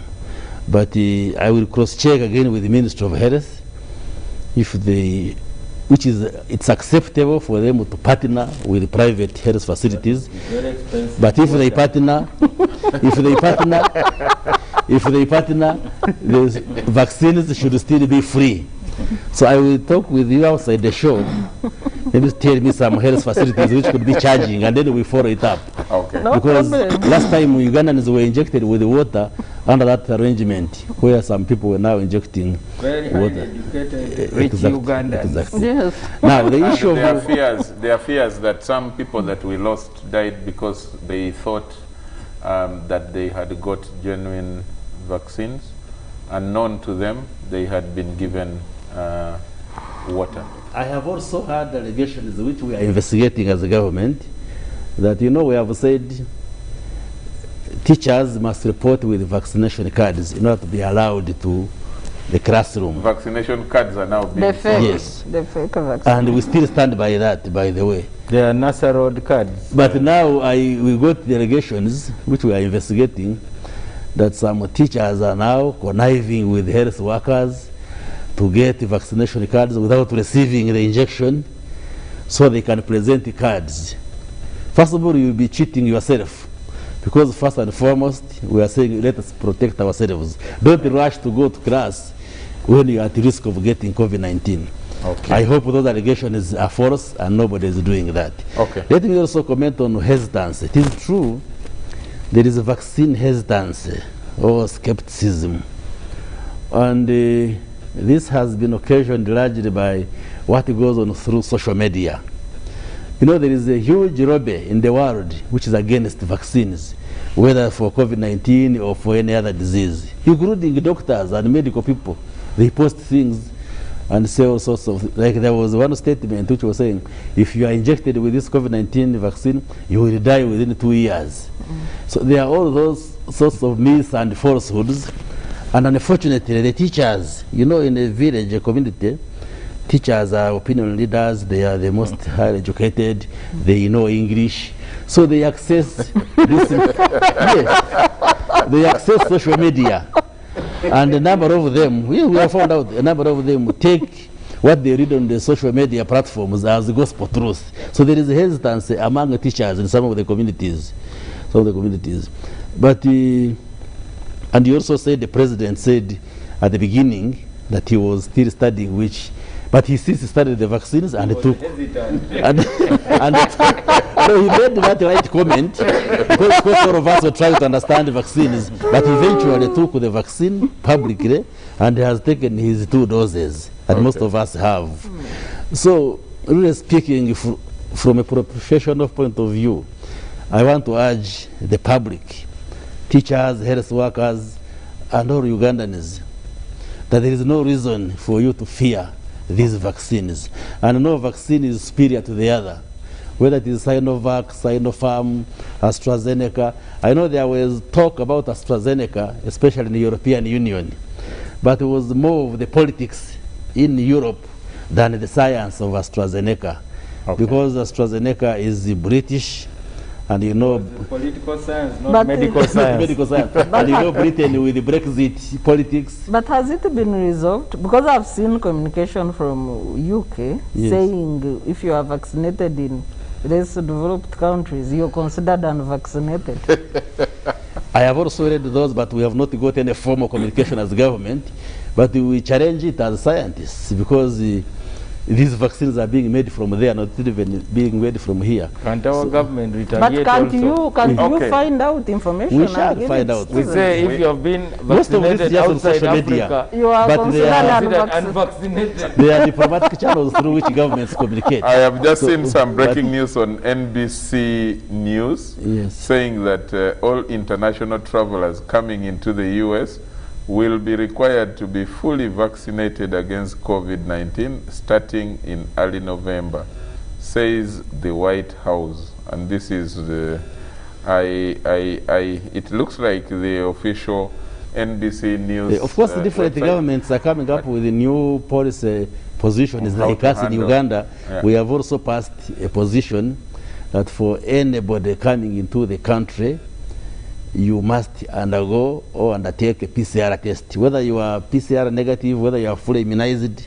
you have to take. So different countries are taking on different policy positions. I need us to get the messages from my producers, and then we shall.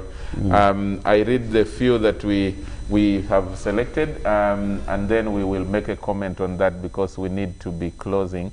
We are left with under 10 minutes. Wamboko Kituno from Bale says, Charles, thanks for the show. I think it is better to enforce SOPs than to force people to vaccinate. This is legally wrong, and lawyers on that show know this. The next is denial of a right to education, and it will all end in courts of law. That's from Wamboko.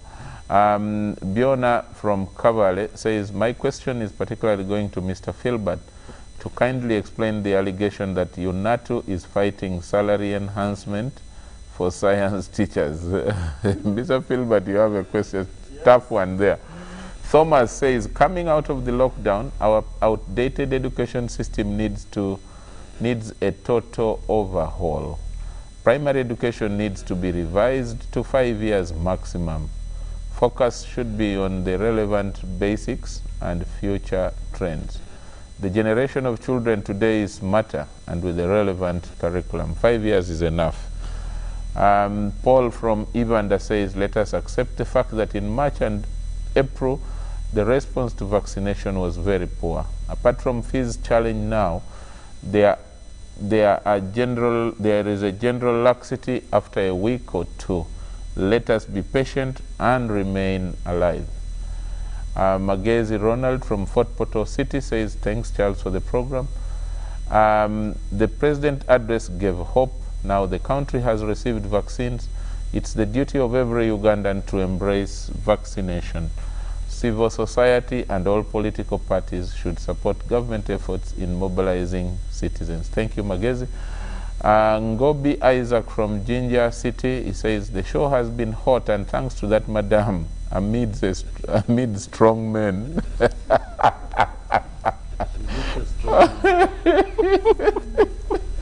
Meaning she's stronger. I'm Rex in Kamuli district. I appreciate the president for places of worship, but he would look at curfew extension. Chairman Mao, you have a person there who is responding to you, I think.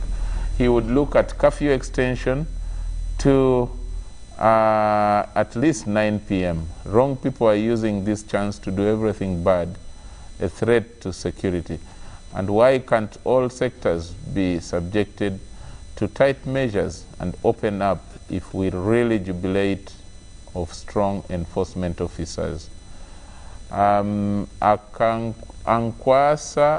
Halod says, I for one believe that vaccination for university students won't be fulfilled by 1st November.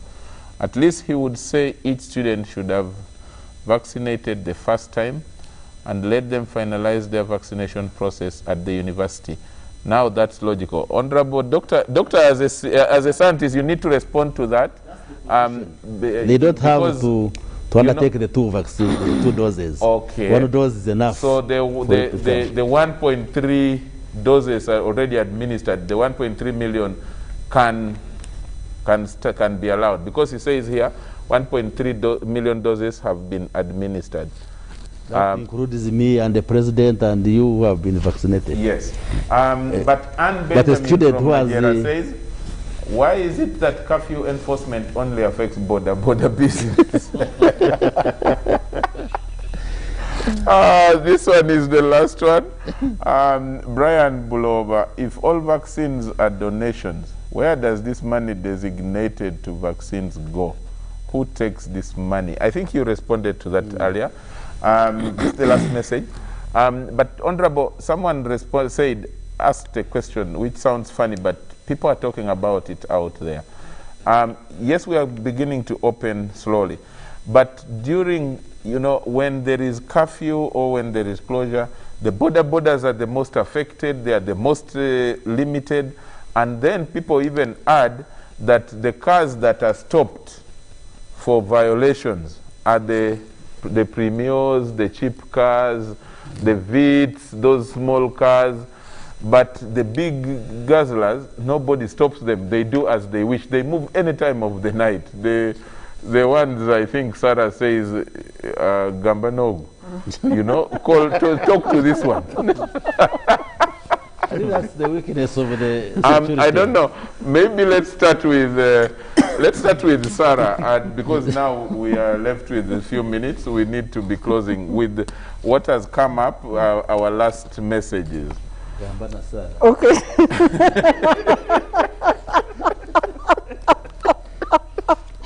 Oh my God. Yeah, so apart from the comments that have come from the audience, I wanted to ask Honorable Bariomuns. He has the benefit of sitting on the task force. When you look at general, yes, when you look at and of course he's also an expert in public health as well as, you know, medical care in general. When you look at general international travels, people who are fully vaccinated, they are required to have a PCR result, negative PCR result within 72 hours, generally including the US now. But in Uganda, you're saying you will test everybody, even when they are not showing symptoms. Because where exceptions are on vaccinated people, it is when you're showing symptoms or likely to be of COVID. So I also know that over the testing that has been done at the airport, there has been a 4% positivity rate, but you have been testing the unvaccinated. I think the directive to test all passengers has just come in. It's a recent one. Yes. What informs such a draconian measure on people, especially who are vaccinated and global accepted as safe with a negative PCR test? But apart from that, the general concerns of the people, I think really what is, you know, at the heart of society currently is the education sector. Every family, at least in the extended, you know, the extended relatives, has children who are affected. We agree on the danger, saying you will, you know, infect your parents, your grandparents. Yes, there's a possibility. But I think it would be, for example, I saw some districts. Was it Karungu? No, which has achieved 100% vaccination of teachers. No. The one of, I think after Mukono. There's a district which has achieved 100%. Kariro. Yes. So I think it would motivate more people if you said, but of course the teachers, the challenge is that those teachers don't teach necessarily in that district. But if you said we are opening, for example, the phased opening, even the nature of opening has not been announced. Because we know these schools are congested and you cannot achieve social distancing, even if teachers were immunized. How about the observance of the standard operating procedures in these schools, given their high population in almost all schools?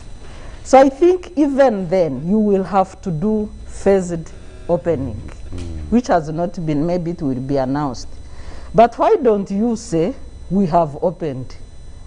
For a teacher and a member of non-teaching staff to access this school, come with your vaccination card.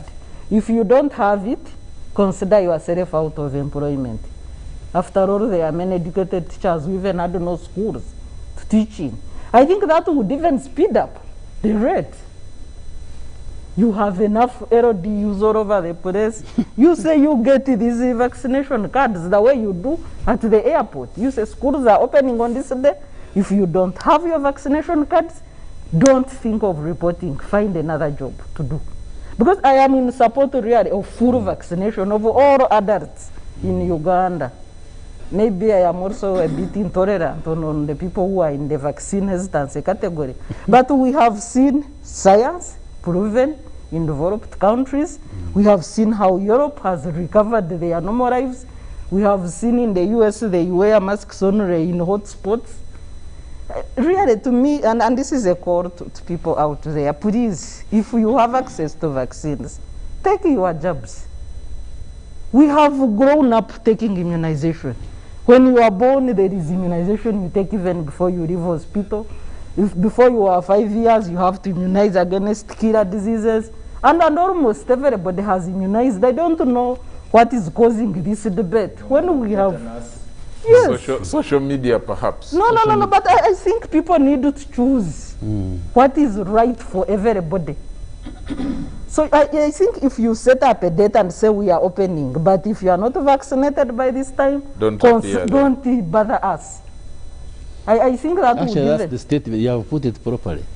But Honorable, why don't you then, the problem is in churches it would be hard. But I was thinking, if you're going to give condition that and you are targeting mass vaccination of everybody, the 22 million people, why don't you as government think of limiting, maybe I'm just thinking because you know, health in health perspective, but someone legally will challenge it. It may not be permissible, but why don't you give a condition for accessing any public facility and that target to vaccination, not only schools?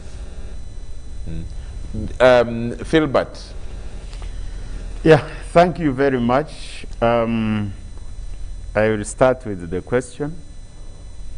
Someone is saying, why are you fighting Science Saturday?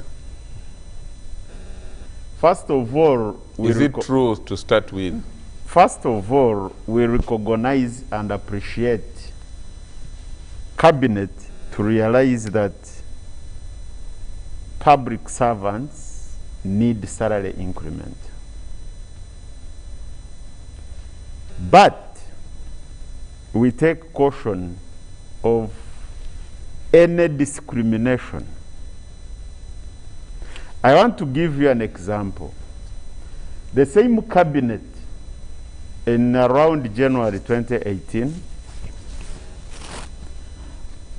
when the current PS of Ministry of Health was transferred from the health monitoring unit in the president's office,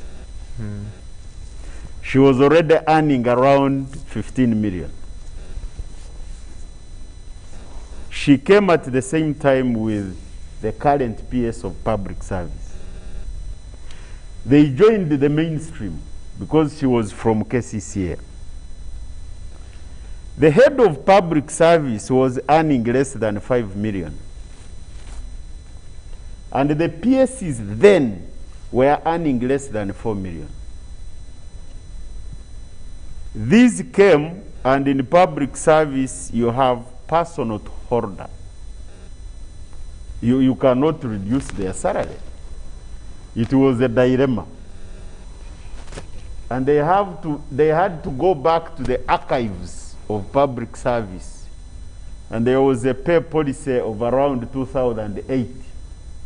So they invoked it, increased the salary of the head of public service and secretary to cabinet from less than 5 million to 18 million.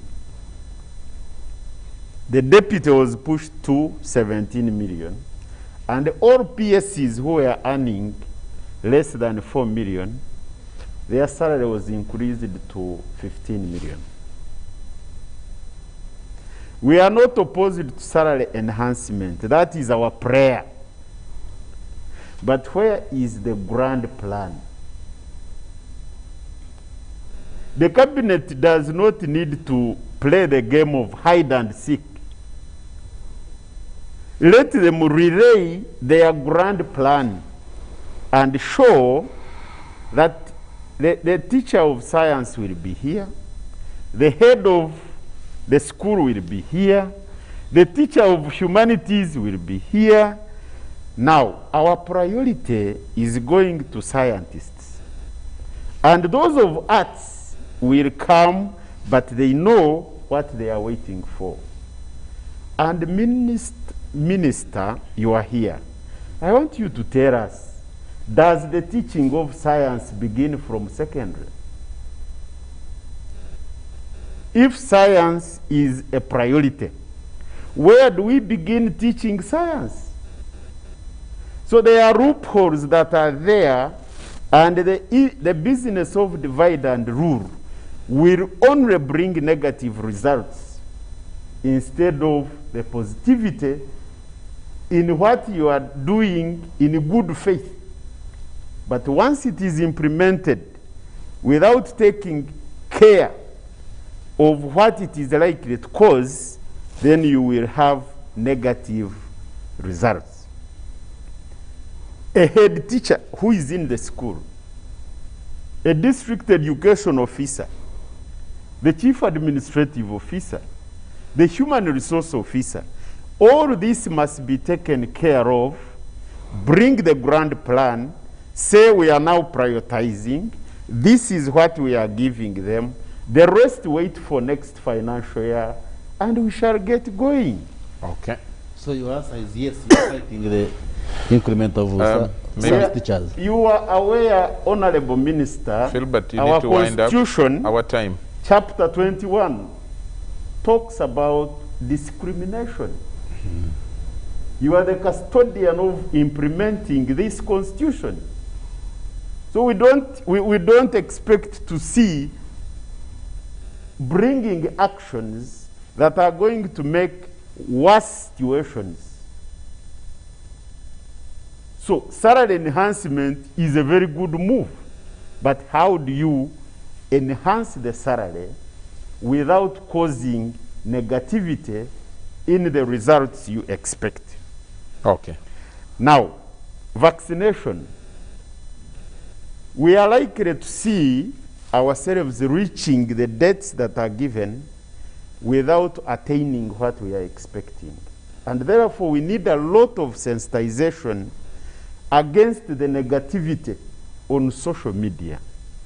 But also we need to lay strategies on how we can achieve what we are looking for within a given time frame. The travelers, Honorable Minister, it is good to test. But there is that bus. There is no social distance in that bus. The seats are very close. Which one? The bus at the airport. The seats are very close. People go, they are coming from different places. They go very close to each other, and they are going for testing. So I think there are really some of the things we need to look at, see how they are being done. There is a need to monitor. Otherwise, you may even pick COVID-19 from that bus. Okay. Thank you. Thank you. Chairman Mao. I will not say much. A lot has already been said. In his address, the president threw the ball back to the public by saying those who are not enthusiastic about vaccination are the ones imposing the lockdown on the country. In other words. So I think in his speech he was recruiting people to campaign for vaccines, and Sarah's spirited appeal, I think, falls in line with that. I want to join that. It is important that we embrace the weapons that we have, that we know. Maybe there will be a third wave, but at least the impact will be less if we handle it by embracing what is possible. Finally, the debate on curfew hours should continue. I think it is really healthy. The impact of curfew on the informal sector is very, very, very bad. Lastly, the conduct of security forces in enforcing these SOPs. I do believe that the speech about human rights protection should apply to how the SOPs are enforced. Thank you so much. Finally, Honorable Baremunsi, your first message and yes. your last message, but also responding to some yes. of those important questions. Yes, one, the question by Sarah about why test everybody at the airport and yet people are coming with the full vaccination and negative PCR test. For the last few months, we've been testing the incoming travelers who are coming from what we call class 2 countries with a high risk of COVID-19, like India, the US, even Kenya, Tanzania, and then the rest would not be tested. There are 10 countries which we've been classifying as class 2. And the results indicated, like Sarah correctly said, a positivity rate of 4%, which was translating in the last 3-4 months to about 700 people testing positive. And these are people who would come with a negative PCR test done in the last 72 hours. But then when they are tested, they test positive. Some vaccinated, some unvaccinated. And so that means either your results were forged, or you picked the infection after being tested, or there was something wrong with the testing capacity there where you did the test.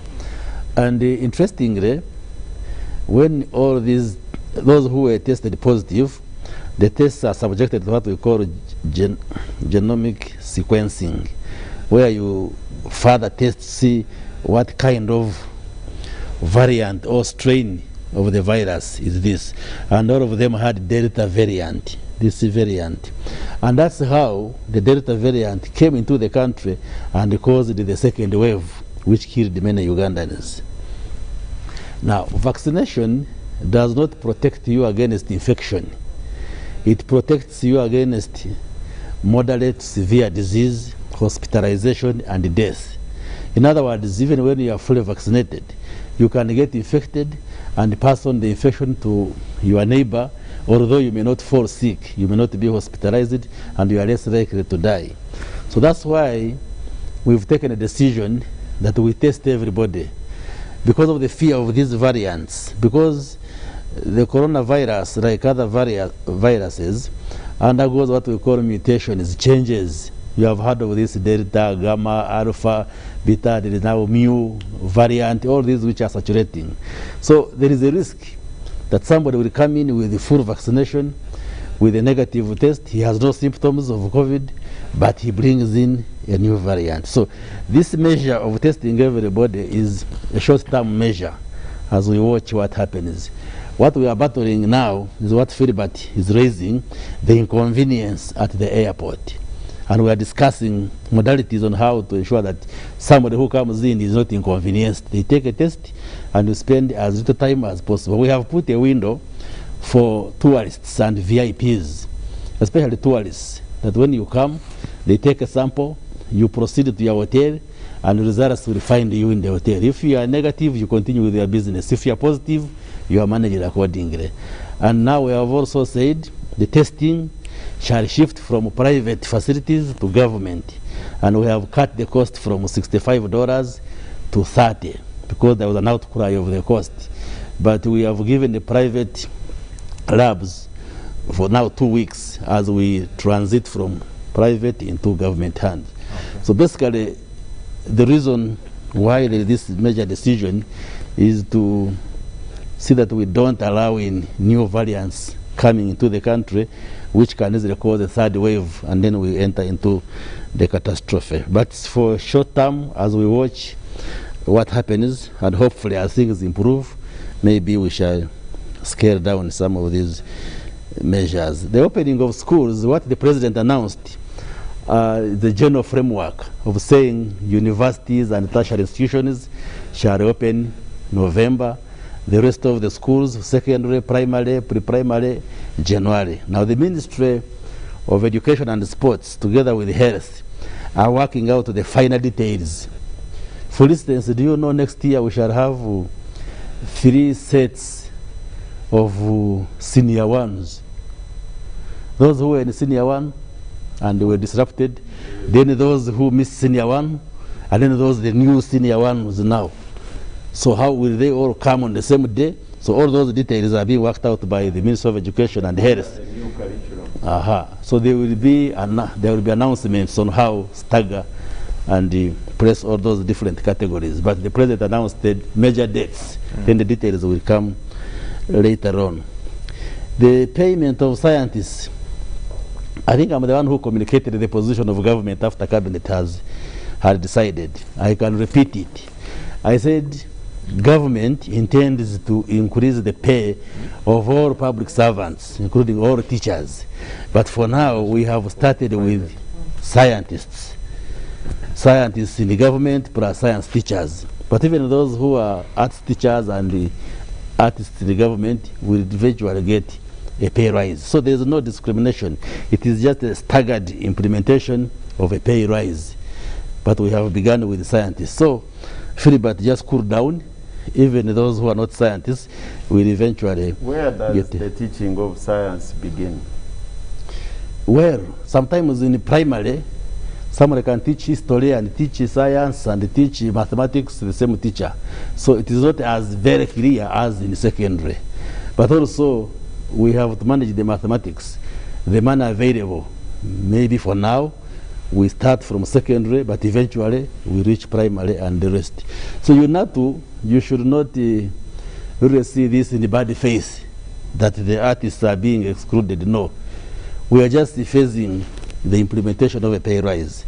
But we are announcing a board to regularize the salaries of public servants so that those issues of discrimination can be handled. So I just want to comfort the teachers and the civil servants that the position of government is to eventually raise and harmonize the pay of all public servants. But now we are starting with scientists in the government, but eventually even the non-scientists will have their pay raised. The selective enforcement of the measures is wrong, and the police and security officers should not discriminate. Whether you drive a Hummer or a V8, you should be subjected to the same measures like somebody who is walking or driving a Nipsam. So it is wrong if our security people are seeing somebody driving a huge car and they let you go even when you are flouting the regulations, and then arrest the border and so forth. And the president has actually announced that all the borders which are parked at police stations should be freed. There is an amnesty, except those who are repeat offenders. Those should be looked at. But I think we need the police give a receipt when they take your border. I doubt. Yes, so I think in most cases, I have observed when the border guys are grabbed, they jump up and run away. So, for starters, you can't get such a person a ticket, and then they later follow. So it is wrong. Back their border, and at that following, you can talk and exchange ideas. The stock exchange. The stock exchange. So the selective enforcement goes into market. So the selective enforcement is wrong, and we are going to fight it so that you don't create classes that somebody is above the law, somebody is no. Okay. And then lastly, yes, you may not force somebody to be vaccinated, but the government also has a right to protect people. You can't say, I'm a teacher, I will not vaccinate, I will come and infect people's children. Also, actually, as the people... Actually, I think there is an exception to the application of the right to, freedom when it comes to public health under the Constitution. Yes, so we may not drag you to inject you by force, but we can say, don't infect our children. You go and work elsewhere. That's if you what are I a think. Danger to the public, yes, and you potentially can transmit a dangerous disease to the public, yes. Your right, actually, the state has a right under the Public Health Act, I think. But really, honestly, as all the panelists have said, there should be no reason whatsoever for somebody to fear these vaccines. Are you sure of the polio vaccine you got? Were you a scientist to know that it's safe? Or the TB vaccine? All these vaccines we get from childhood. We got those ones before social media. Lastly, thanks a lot. Lastly, government, we have discussed this in the cabinet. We know many schools are even, many owners are selling schools. The banks are pouncing on the school owners. But we've discussed it, and the government through the Ministry of Finance and the Bank of Uganda is engaging the commercial banks to restructure and rediscuss these loans, including even people who have mortgages.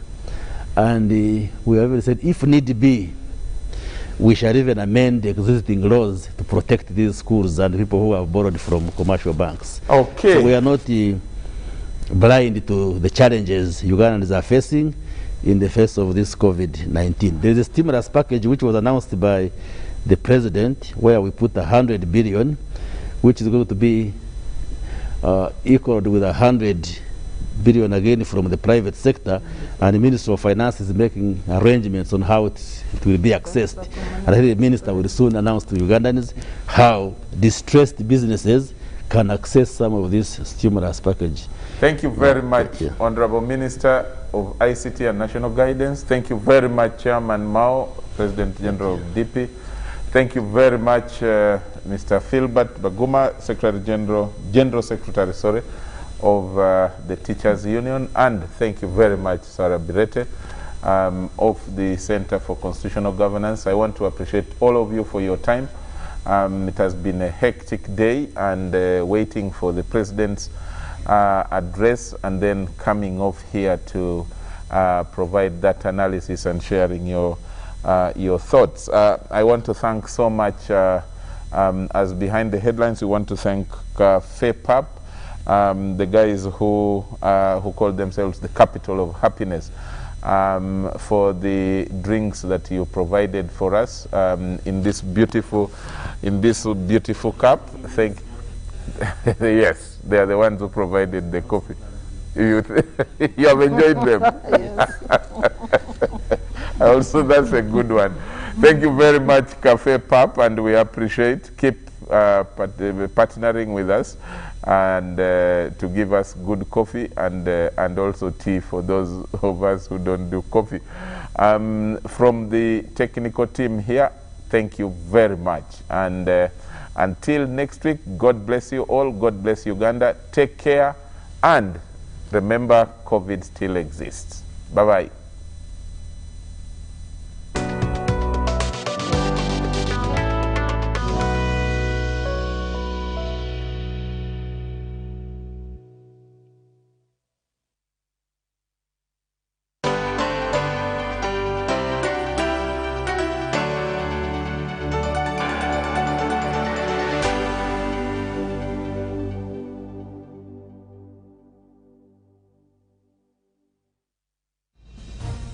Join us from Monday to Friday for Good Morning Uganda with me, Felix Nkunda. Priscilla Naluoga. Robert Chirabo. Molen Kenyana. Ruben Mpimba. With all the morning's essentials. Including the very latest in news, traffic, weather and sports. Live on TV and across all our social media platforms. Hashtag UBCGMU. Hope you'll be setting your alarms, cause we are looking forward to seeing you then. This is Good Morning Uganda.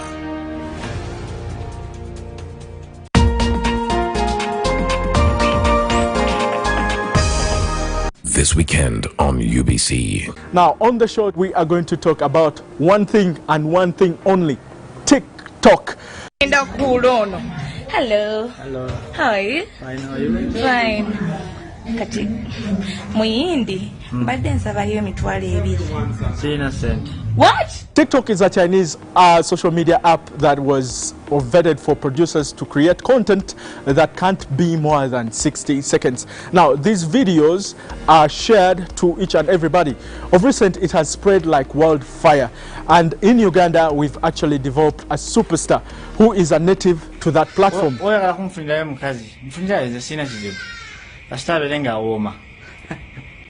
No.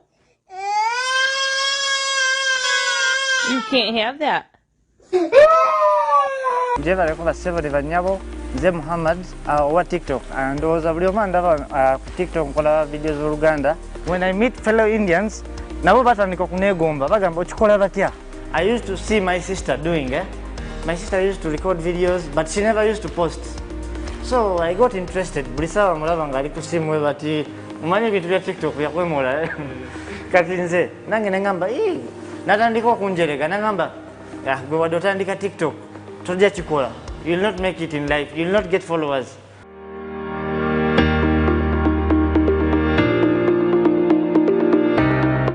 Patriotism is a feeling of love, devotion, and the willingness to sacrifice for one's country. I say no to corruption because I put my country first. I choose peace over violence because I put my country first.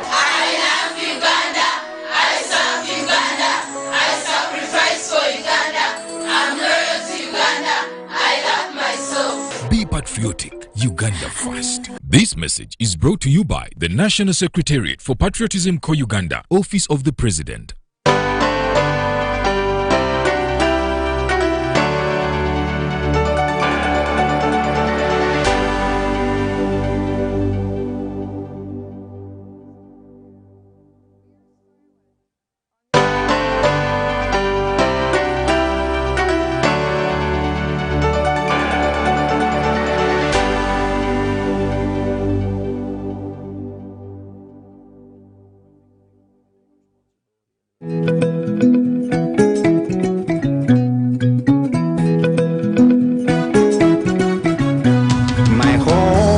I smile when I think of you, Uganda, my home.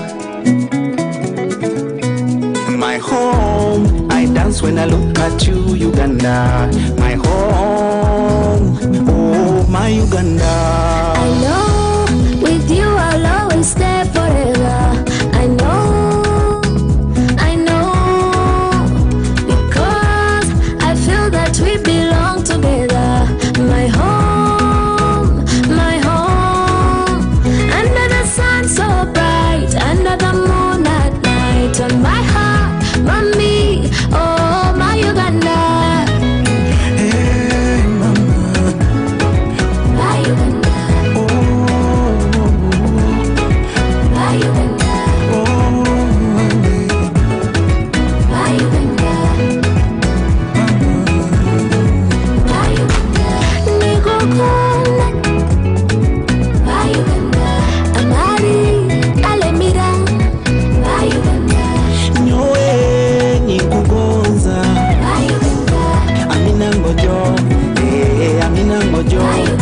At MTN, we look forward to starting another exciting journey together to grow our home, Uganda. Echa COVID-19 kijja kugwa only if we stay at home, observe physical distancing, wear masks properly, sanitize or wash our hands with soap and water regularly, or get vaccinated now.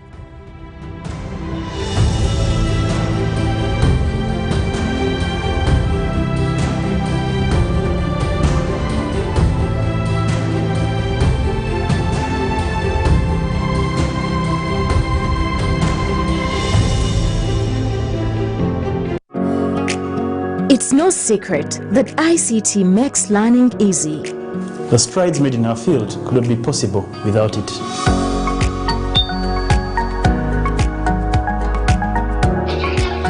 And now we can watch our favorite show. My radio is my best friend. UCC provides an enabling regulatory environment and policy guidance for healthy competition. We also facilitate ease of doing business in the communications sector through licensing, standardization, spectrum management, tariff regulation, rural communication development, and consumer empowerment. An informed consumer is an empowered consumer. UCC supports local content and innovations. Driving the development of a robust communication sector in Uganda is Uganda Communications Commission.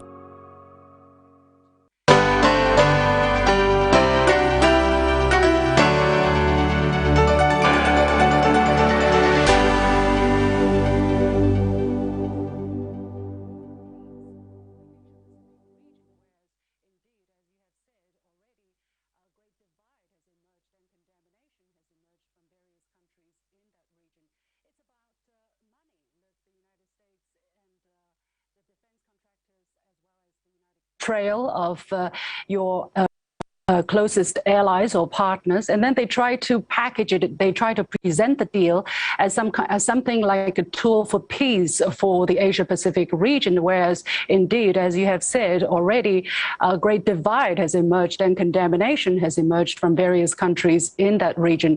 It's about money. Look, the United States and the defense contractors, as well as the UK, they're going to continue to make profit out of this. This is expected to be something like $100 billion over the years. Let's not forget what kind of profiteering was taking place in the 20-year US war in Afghanistan. According to some latest reports, over the 20 years, the Pentagon budget went up to $14 trillion, and 1/3 and 1/2 of that went to defense contractors. So it's a lot of money to be made out of this. And finally, about provocation. Yes. Yeah, well, the defense spending is always about money by definition, and people make a lot of money here. But James, I mean, this is still another alliance, military alliance in the Indo-Pacific region. There are plenty of them already. I'm very worried about the strategic balance and plus you're bringing in another nuclear, creating a nuclear power, as it were. I mean, this creates an enormous amount of instability. I don't really see the upside, other than they think they're creating a Asia NATO, okay, which again is very problematic. I think we need less alliances for security, not more of them. Go ahead, James. Yeah, well, first of all, I want to correct the notion that it's creating a new nuclear power. I mean, nuclear-powered submarines are not nuclear-armed submarines. We have to make sure to keep that distinction clear. But those submarines could carry those weapons at a certain point of time. Let's be clear about that, too. So could conventional submarines. Sure. Okay. So could conventional submarines. I mean, nuclear weapons can be made available to any country that has, bombers and rockets and submarines and any number of things. But that's not what this deal is about. It's about nuclear-powered submarines. And sometimes the media kind of shades that difference.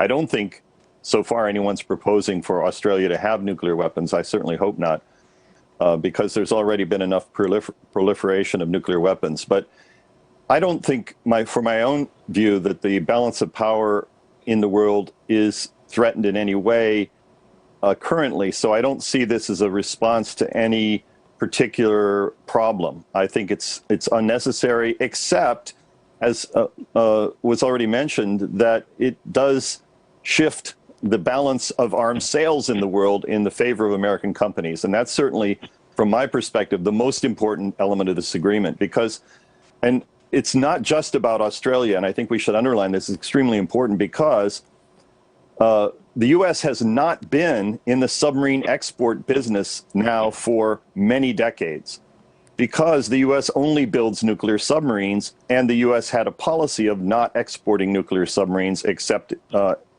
one country, which is Britain. So now that they've made an exception and added Australia, my question is, are they also going to add Japan and even possibly Taiwan to the list of countries that would be eligible to receive nuclear submarines? Taiwan certainly wants a submarine fleet. Japan already has a big submarine fleet, but they're air-independent propulsion diesel-electric submarines. They might prefer also to have nuclear-powered submarines. But James, I mean, this does shift the strategic balance here. I mean, this is proliferation, as you suggested, that could get wildly out of control and turn into an arms race here. And again, as I said in my introduction, as I said to Lucien, I mean, no one wants to say the obvious in the media. This is exactly directed against China. And I find that very problematic there, because, I mean, this is creating a military alliance, and China will have to react, okay? Do we necessarily have to go down this path? I think it's unnecessary. What do you think, James? As I said, I'm not defending the agreement. I'm saying the agreement is largely about arms sales. That's what it's about. Okay. I don't think it substantially changes the military balance, because had the French contract been awarded and Australia bought 12 conventionally powered air-independent propulsion submarines, it would have been the equivalent capability to the 8 nuclear submarines the United States is intending to sell. It wouldn't have made much difference at all in the strategic balance which package they chose. But it may change the relationship between China and Australia, and that is a strategic change here. Let's go to our guest in Paris. That's a diplomatic change, not a strategic change. Okay, yes. we'll go back to it. Let me get everybody in here. Let's go to Paris. Renaud, I mean, how do you feel about all of this? Because, you know, we're talking about the Asia-Pacific region, but this has implications for NATO, for U.S.-French relations, French-UK relations, Australia's trading relationship with the EU. I mean, there's a lot of different moving pieces here. Go ahead in Paris. I don't agree with James. I think that nuclear-powered submarines are much more efficient and much more efficient for such a big ocean as the Pacific Ocean, because a nuclear-powered submarine can, you know, stay in one point hidden for much longer than a diesel submarine. So I think that for the Pacific Ocean, nuclear-powered submarines are much better. Of course, the French do produce nuclear submarines. They are called Barracudas. We have a new model. But the Australians actually never asked the French to sell them this nuclear submarines, because you used to have a kind of taboo in the Security Council of the United Nations that you do not export nuclear equipment and highly enriched uraniums to other countries. It has been done by the United States with Britain in '58, but both countries are permanent member of the Security Council. So now it's a kind of breach of this kind of tacit agreement by the United States. We can understand that strategically. Yeah, but Renaud, if I could interrupt you here, I mean, this is also a breach of trust, isn't it? I mean, that's very important. We're always told how important NATO unity is and all of this, and then all of a sudden, you know, that unity isn't really there because of the lack of trust.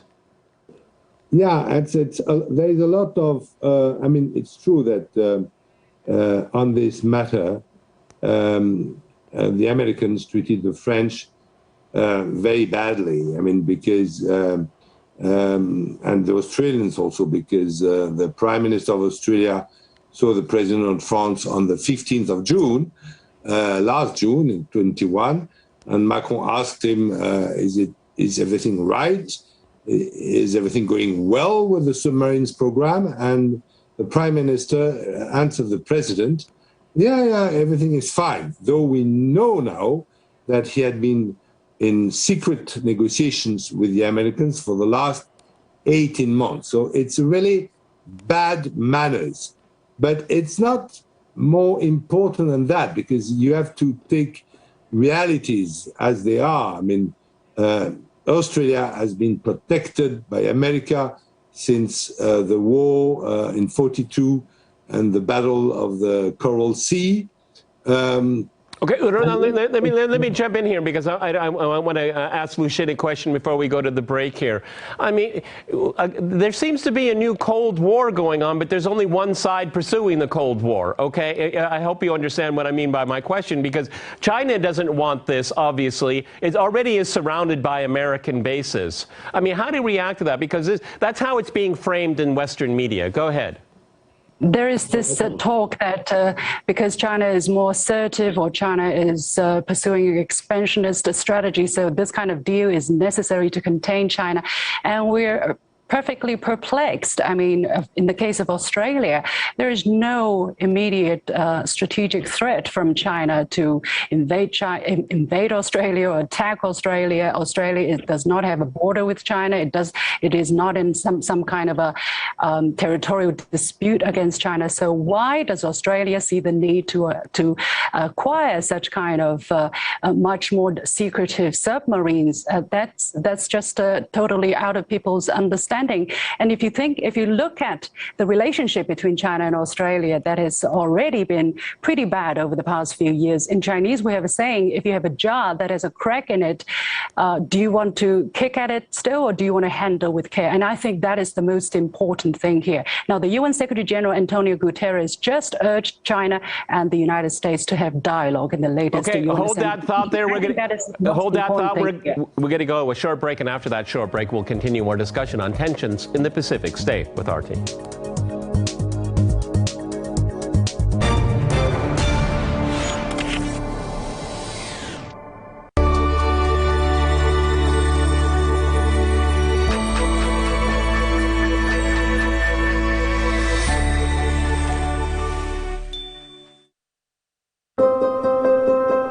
Right now, there are 2 billion people who are overweight or obese. It's profitable to sell food that is fatty and sugary and salty and addictive.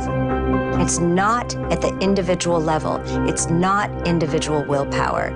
And if we go on believing that, we'll never change this obesity epidemic.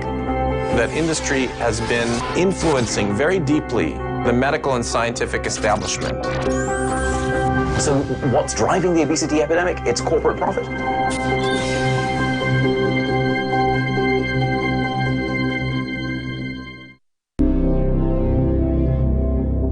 While the pandemic knows certainly no borders and is blind to nationalities,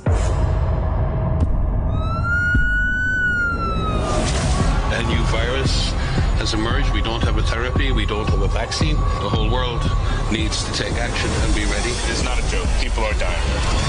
Our judgment is coming! crisis is unprecedented in modern times. We can do better. We should be doing better.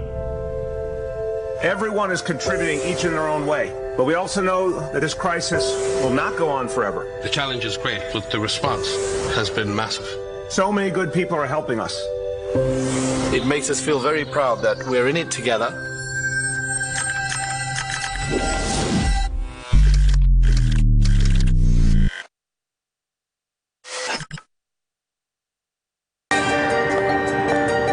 Is your media a reflection of reality?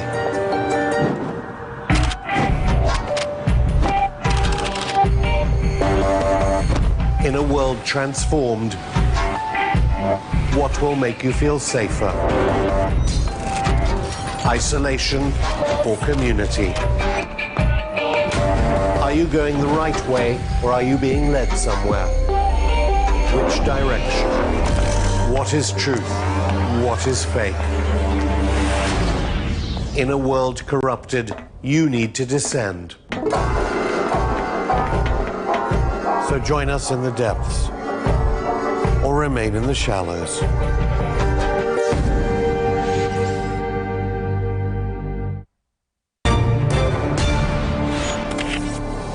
Welcome back to Crosstalk, where all things are considered. I'm Peter Lavelle. To remind you, we're discussing tensions in the Pacific.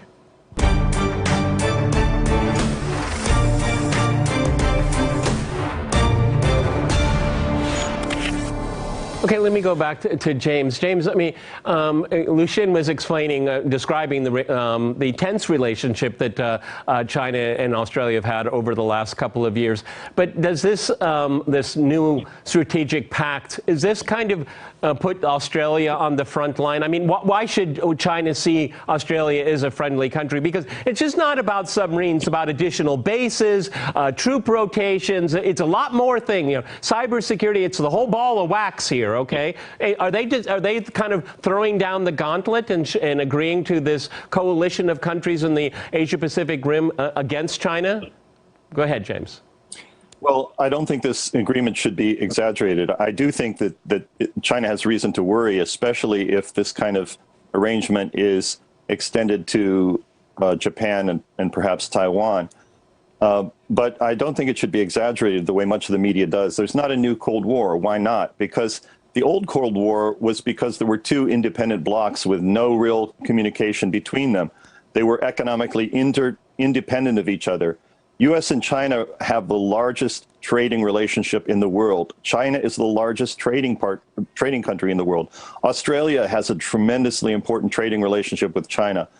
This is about business primarily. And because it's about business, the U.S.-China relationship and the Australia-China relationship cannot be ruptured without enormous damage to both Australia and the United States. So I don't believe this is a step toward war or a step toward violence. I think that's exaggerated. I don't think it's a positive development. I don't think it's necessary. But it is primarily about selling submarines. It's business. But to use your own words here, I mean, it's all about business. But this is military hardware. Yes. Okay, that's a very specific kind of business. Okay, and the same. You know, what's the problem? The problem is. Go ahead. As Lucien said, the problem is the war in Afghanistan is ending.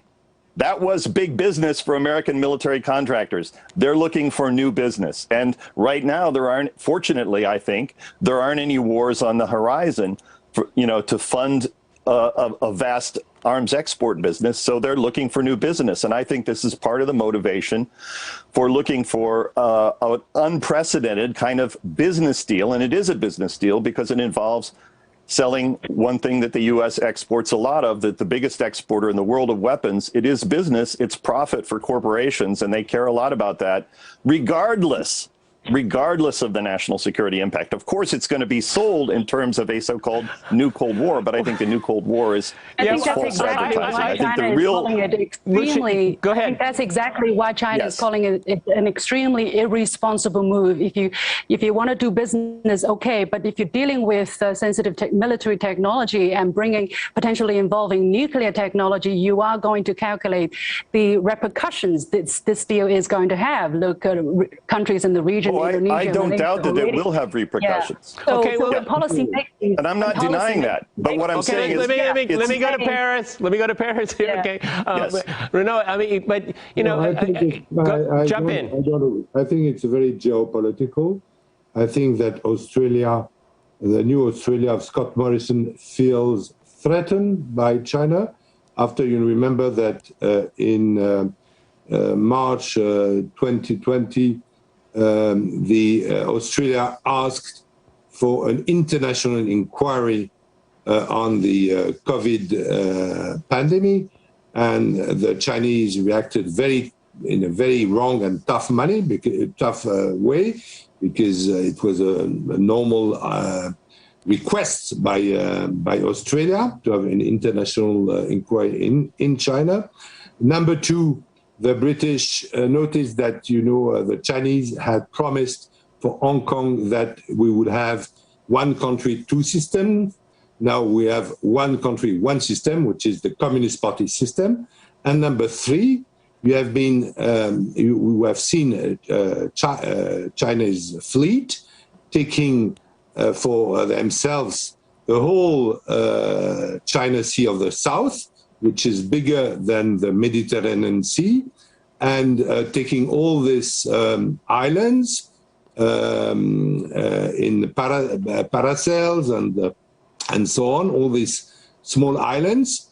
Xi Jinping had promised in public in America not to militarize these islands, and they have been militarized. China has taken this land that belonged to nobody, actually, for themselves. Well, I have not finished.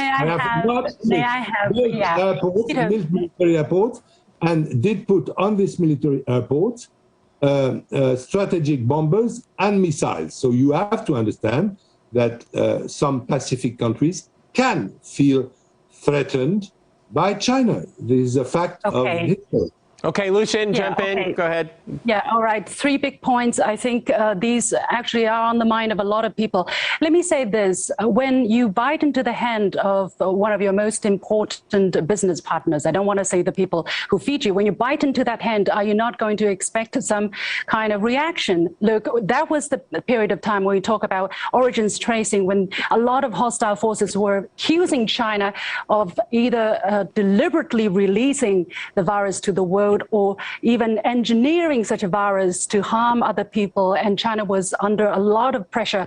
Even there was some kind of, presumption of guilt before proven innocent. So, of course, China is not going to accept that kind of rhetoric. And then Australia, being one of China's most important trading partners, comes out in a public manner and pressure China to have some kind of independent inquiry. Of course, that's not going to be accepted by China when the whole world is talking about cooperation. So you're not going to say because Australia says this and China doesn't like that, so China acts in a very hostile manner. I think sometimes people get the logic wrong. And then in terms of Hong Kong is part of China. And what China has trying to do is to give Hong Kong as much autonomy, as much freedom as possible, but never giving away the one country principle. And even if China has a certain way that other people don't like how it handles the situation in Hong Kong, is it the business of anybody else to threaten China with military capacity? It is China's internal affairs. And if you have any, complaints or opinions, talk about it. You do that all the time. But to say, then we need a military alliance to counter China, I think that is very far-fetched as far as the South China Sea. At the end of the Japanese occupation, it was American warships that carried Chinese soldiers to those islands, which have been traditionally part of Chinese territory. When you buy the maps of the South China Sea before this whole South China Sea dispute started, the 9 dotted line was there. Nobody was contesting these waters. The fact that other countries that were claiming these islands were already building,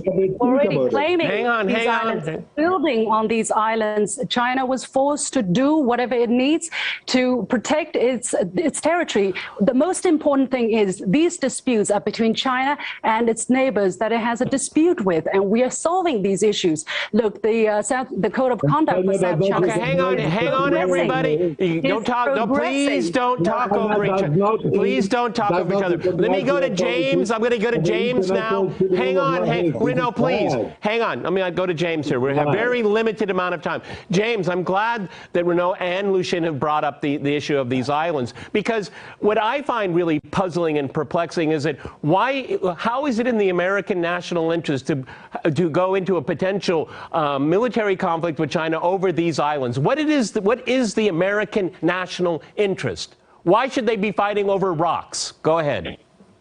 Well, first of all, I strongly doubt that the U.S. will do anything that provokes a military outcome in this area. Yes, the U.S. has been doing what it's been doing for a long time, which is freedom of navigation exercises.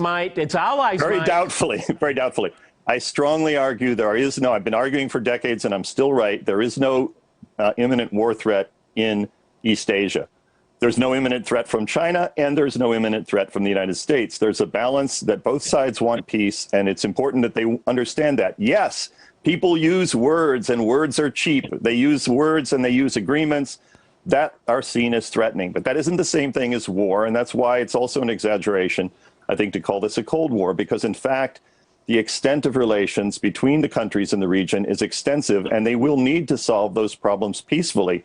We should not accelerate the war talk. We should, in fact, diffuse the war talk and recognize that it's not in the interest of any country to make threats or to talk as if there's an imminent war threat, because what does that do? That actually only increases the sales of weapons, which is really the business interest of the arms sellers. If you keep stoking the idea that there is a war threat, then of course you're going to help the companies sell more arms. I don't want to do that. I'm trying to defuse the tension, not increase it, because I think that's kind of irresponsible to do that. And I also think it doesn't reflect the reality that it's very, very unlikely that either side will start anything aggressive, because the catastrophic economic and military effects would be too great for anyone to contemplate any possibility of success.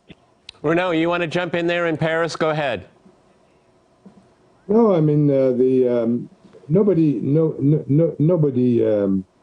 wants a war, a new second Pacific war, but clearly the Chinese want the Americans out of the Pacific. They want the Americans out of a zone going from the Gulf of Bengal to Hawaii. And I remember meeting Chinese minister in Beijing in 2009, and he told me very frankly that America did not belong to Asia. has no place in Asia and should withdraw from Asia. It is not the policy of America, and it is not the wish, more interesting, it is not the wish of many countries along this sea, these waters, including Vietnam and Malaysia and Indonesia and Filipinos and so on. They want, 20 years ago, they would have liked maybe America to leave, but now they want America to stay. And why they want America to stay? Because they feel threatened by China. Are they right? Are they wrong? Maybe Mr. Xi Jinping should give us proofs that is not a threat. What we remember is that he swore that when he visited the United States with President Obama, that these islands in the South China Sea would never been weaponized. They are today weaponized. All right, I have to jump in here. We've run out of time. We've run out of time. My last comment is that the U.S. should get out of NATO and the U.S. should stop militarizing the Pacific. But that's my humble opinion. Many thanks to my guests in Beijing, Basking Ridge, and in Paris. And thanks to our viewers for watching us here at RT. See you next time. And remember, crosstalk rules.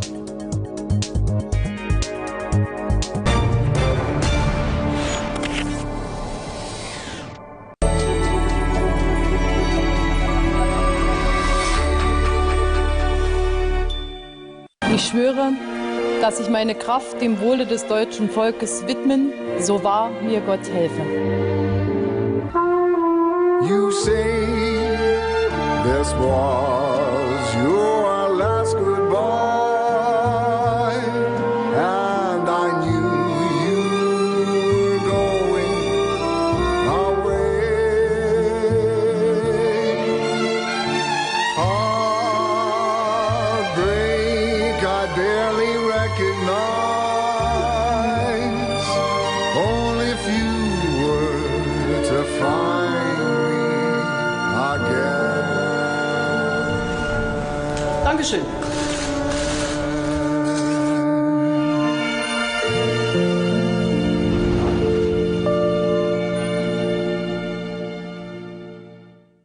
Join me every Thursday on The Alex Salmond Show, when I'll be speaking to guests on the world of politics, sport, business, and show business. I'll see you then.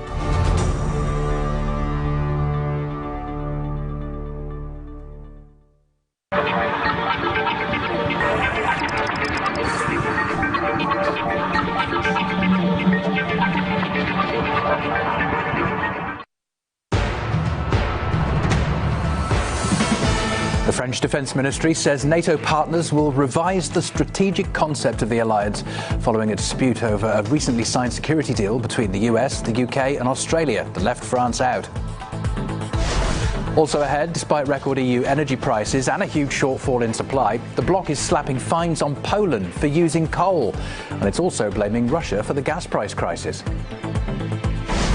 And rubber bullets, tear gas and hundreds of arrests follow chaos at Melbourne's War Memorial as protests continue in Australia against COVID vaccine laws for a third day.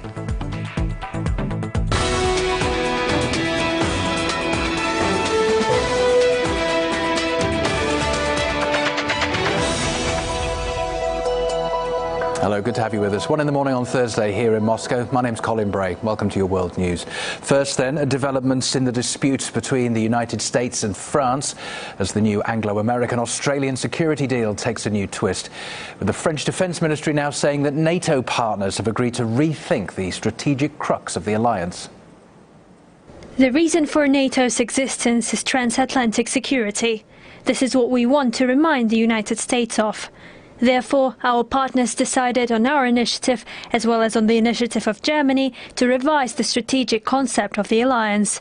Being allies does not mean being hostage to the interests of another country.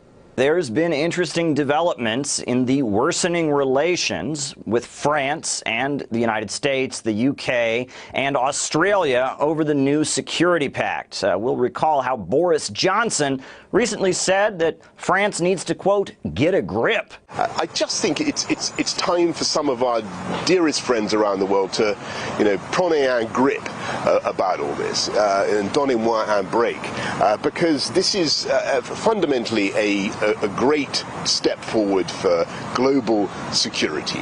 It's three very like-minded allies standing shoulder to shoulder, creating a new partnership for the sharing of technology. It is not exclusive. It is not trying to shoulder anybody out. It is not adversarial towards China. Now, the spat between France and the United States took an interesting turn when Joe Biden spoke to the UN General Assembly, and following that, the pre-recorded address that was scheduled from French President Macron was canceled. The French president will not be addressing the UN General Assembly. That'll be the first time that the French president has not addressed the UNGA since 2005. We also understand that the French Minister of Defense, that she canceled her meeting with her British counterpart. We now understand the latest news seems to be that there has been a phone call that took place between Joe Biden and French President Macron. In that phone call, they exchanged concerns and they intend to try and improve relations. There's going to be a meeting at the end of October between the two leaders aimed at improving things and moving ahead.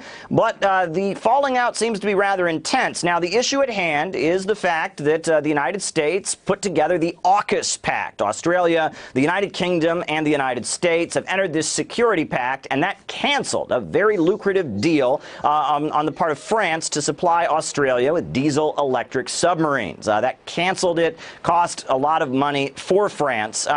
Quite interesting that as we see the United States fighting with countries around the world, we see the United States having a worsening relationship with China and now a worsening relationship with France, that Joe Biden, when he spoke to the UN General Assembly, he talked about a new era of global cooperation. All the major powers of the world have a duty, in my view, to carefully manage their relationships so they do not tip from responsible competition to conflict.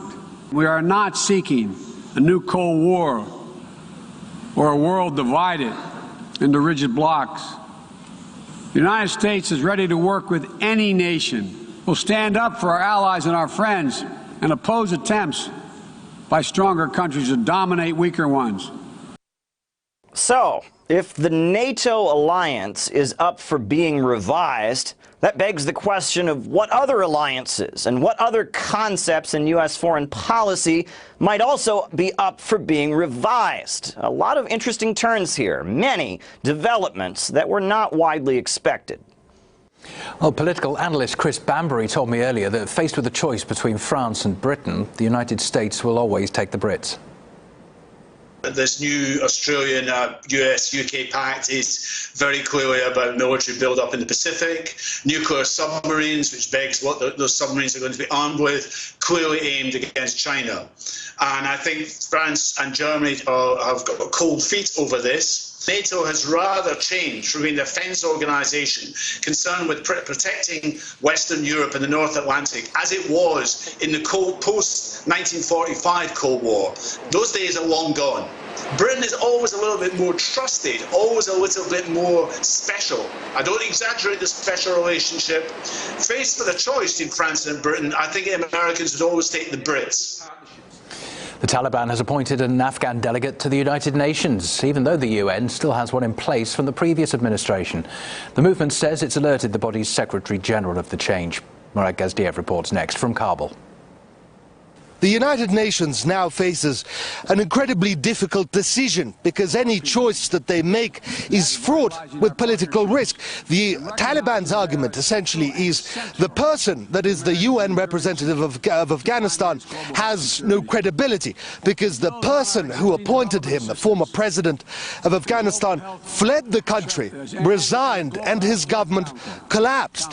He is no longer recognized as the legitimate president of Afghanistan, and any appointment that he made is now null and void. Nevertheless, recognizing the Taliban now might send all the wrong messages, because the international community had come together in their appeal to the Taliban to make any government that they form, that they announce, to be inclusive. The Taliban chose to ignore those appeals. The government that they announced was packed with terrorist individuals and hardline Islamists. No women in it, hardly any representatives of minorities. There is also the fact that if the Taliban's representative is announced so quickly, barely a month since they took over Afghanistan, it may send the wrong message to all the other militant factions in the world that if you take over a country with violence, via violent offensives, then international recognition is sure to follow, which is something perhaps that the UN and its member states don't want, a message that they don't want to send out there. There is also the flip side, that refusing to engage with the Taliban will sideline the Taliban from international markets, from international politics, international funding, as well as humanitarian assistance. It may force them to continue with exporting heroin and opium, the majority of which worldwide is sourced here in Afghanistan. It may also encourage the Taliban to go back on its promises to the international community, to make sure that no terrorists make Afghanistan their home again. They may allow Al-Qaeda back in, they may radicalize even further, but it may also worsen the humanitarian situation here in Afghanistan, because if no one talks to the Taliban, it'll be incredibly difficult to organize humanitarian assistance, which is desperately needed here in Afghanistan. As for which way or when the United Nations will decide, well, they have a special committee, the Credentials Committee, which decides on these sorts of disputes. It is made up of Russia, China, the United States, Sweden, as well as 5 other nations. It is doubtful whether they'll meet before the 27th of September, when the Afghan representative is supposed to speak before the UN. Usually they put the decision to the UN General Assembly for a public vote on the issue, but we will have to wait and see whether the person speaking for Afghanistan will be the relic of the past regime with little influence on affairs in Afghanistan on the ground, or whether it'll be a Taliban representative, the representative of a movement that is still considered a terrorist organization by many countries in the world. Well, beyond the politics, trying to prevent Afghanistan from descending into becoming the world's terrorism epicenter is very much a global headache. And now Britain's asking for Russia to sign up to help. The new Foreign Secretary says she wants Moscow, as a fellow permanent member of the UN Security Council, to help not only with Afghanistan, but also Myanmar, Yemen and Tigray. If we want to avoid Afghanistan becoming a haven for global terror, then the international community, including Russia and China, needs to act as one in its engagement with the Taliban. Well, the appeal comes weeks after the British government was ridiculed for its approach to the Afghan exit. Recently replaced Foreign Secretary Dominic Raab refused to return from holiday to handle the withdrawal at the end of August. And now the Defence Ministry appears to be reneging on the Prime Minister's pledge to help Afghans who helped the UK. The Armed Forces Minister admitted to MPs that they won't be able to help get everyone out. It's not possible for us to bring out everybody who's had a connection with the UK Armed Forces under the ARAP scheme. More than 8,000 Afghans have been evacuated by the UK so far, but that leaves more than 1,000 who are eligible for evacuation still in the country. An Afghan interpreter who worked with British forces told us that it's just the latest betrayal. There were failures in different levels. First of all, the government failed to process their documents in time.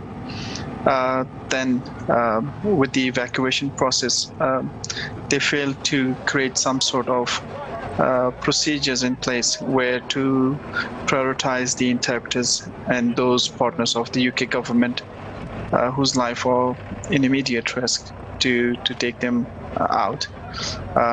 It was a chaos situation, and those who were even called in for the flight could not make it inside the airport because of the crowd in the front gate.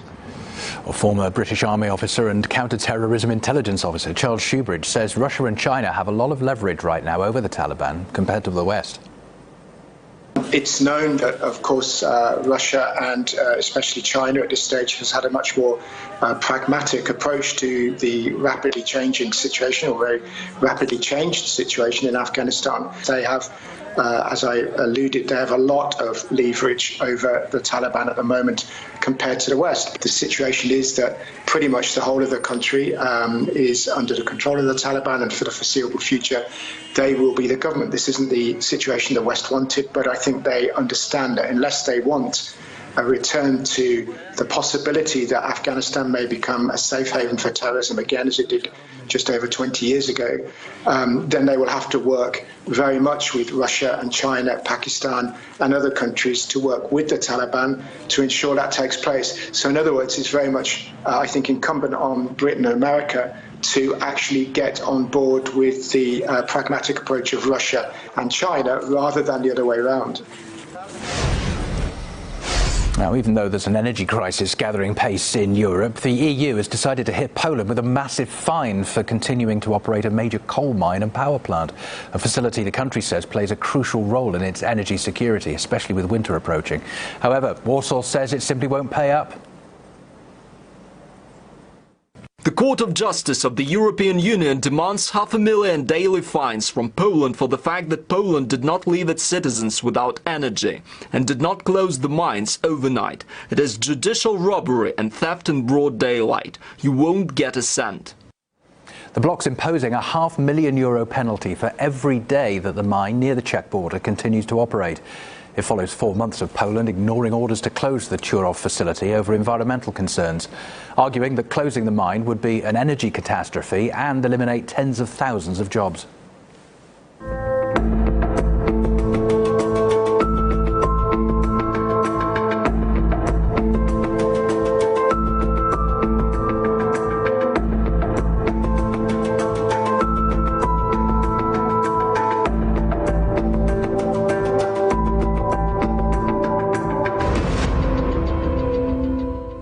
Meantime, the gas supply crisis has driven up prices by 280% already this year. EU governments from France to Italy and Spain are struggling to get enough energy to consumers, with Madrid now promising emergency action. Spaniards themselves say the situation's critical, but they don't expect much help from their leaders.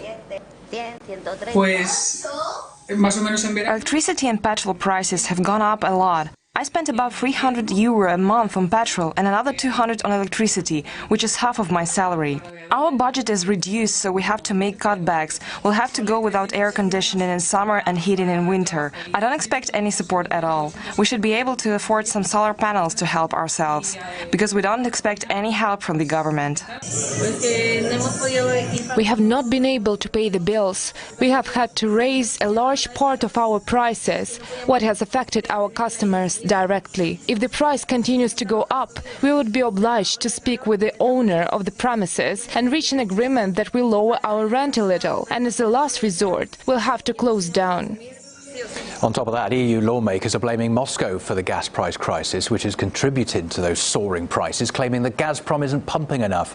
But the Russian energy producer says that has nothing to do with it, and everything to do with the bloc letting stockpiles of the fuel run out. The Kremlin spokesperson added that Russia's huge Nord Stream 2 gas pipeline to Europe will actually slash prices. One economist and political commentator told us the whole situation exposes EU hypocrisy.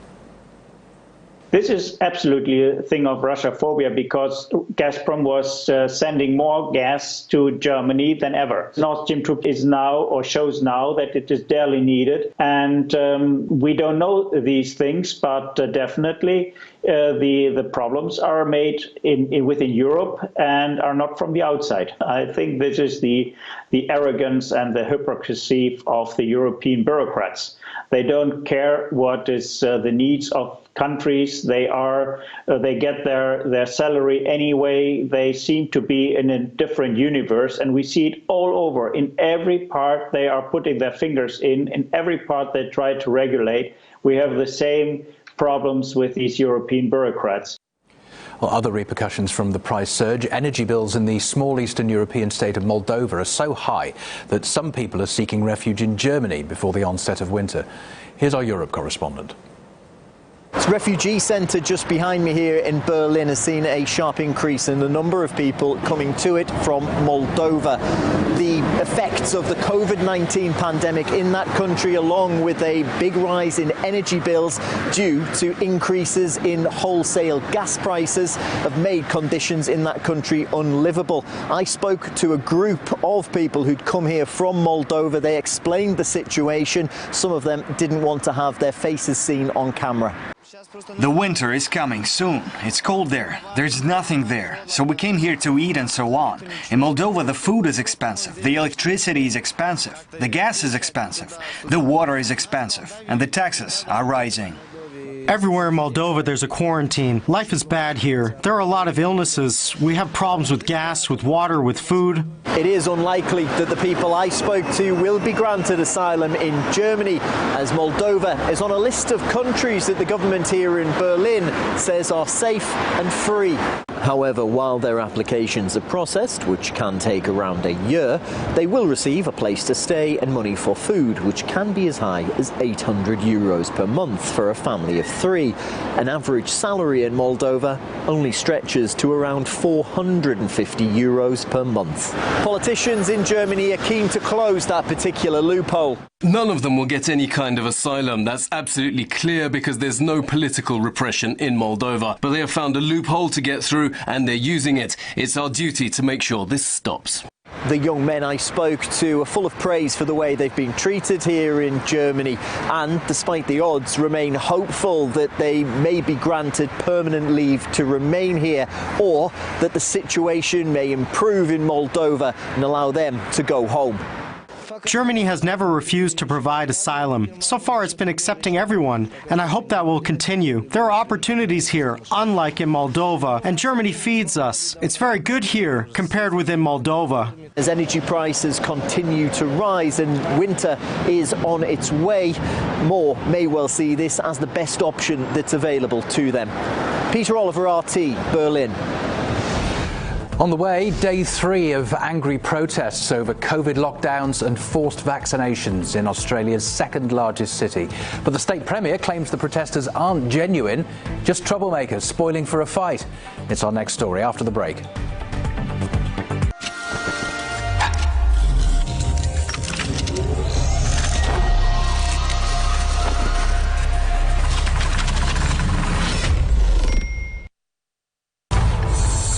It's a topsy-turvy, deglobalized world. As we said, one of the themes for 2021 would be deglobalization and de-dollarization. So de-dollarization is not happening right now. People are flocking to the dollar as all these countries begin to get more belligerent in their rhetoric and their saber rattling, as we used to say. And they are getting on a war footing. Right, and China is obviously setting themselves up for a move on Taiwan. I think that's going to be the big story of 2022.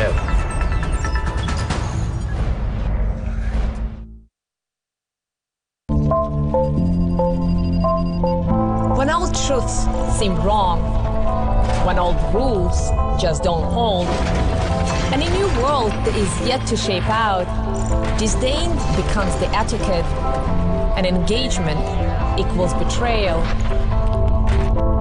When so many find themselves worlds apart, we choose to look for common ground.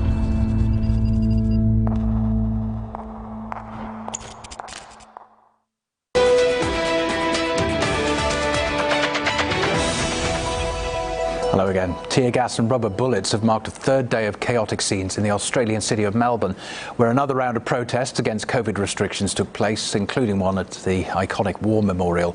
Officers detained more than 200 protesters across the country as demonstrators continued to rally against forced vaccinations for the construction industry.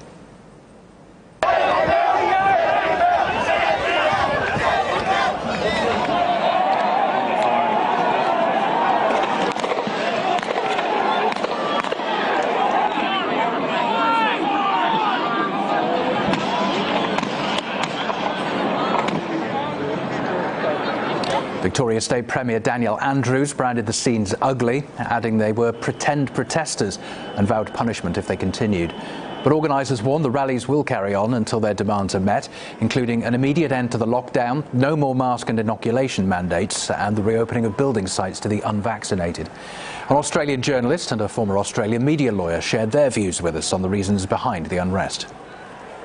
People are sick of it, after over sort of 200 consecutive days in Melbourne, which is obviously the capital of the most densely populated state, Victoria, which has borne the brunt of the coronavirus. People have just had enough. I mean, Australians will put up with a lot, but after a while, you've got to call an end to it. The problem with Victoria and with the Premier Daniel Andrews is that he actually missed quite a substantial part of management around the pandemic. He had a fall and was quite badly hurt, injured his ribs, and was actually off the scene for quite some time. He's now come back into it, and people are saying, "Listen, mate, you're coming back in to tell us what to do. We need to know what the plan is." It seems to be the plan is more of the same old lockdowns, and they're not going to bear it. Particularly, the most recent instance have been amongst the construction workers who were simply told, "Okay, no work for 2 weeks. Go home." I think the feeling of dismay is countrywide, but it's more intense in Melbourne because the lockdowns have hit Melbourne harder. I think we've had 1,200 deaths Australia-wide, and 800 of those have been in Victoria. So COVID has had a disproportionate effect in Victoria. These riots, which are unprecedented here in Australia. I mean, we've had protests before, but nothing like this. I mean, 2,000 protesters virtually shut down the Melbourne CBD. They shut down the Westgate Bridge.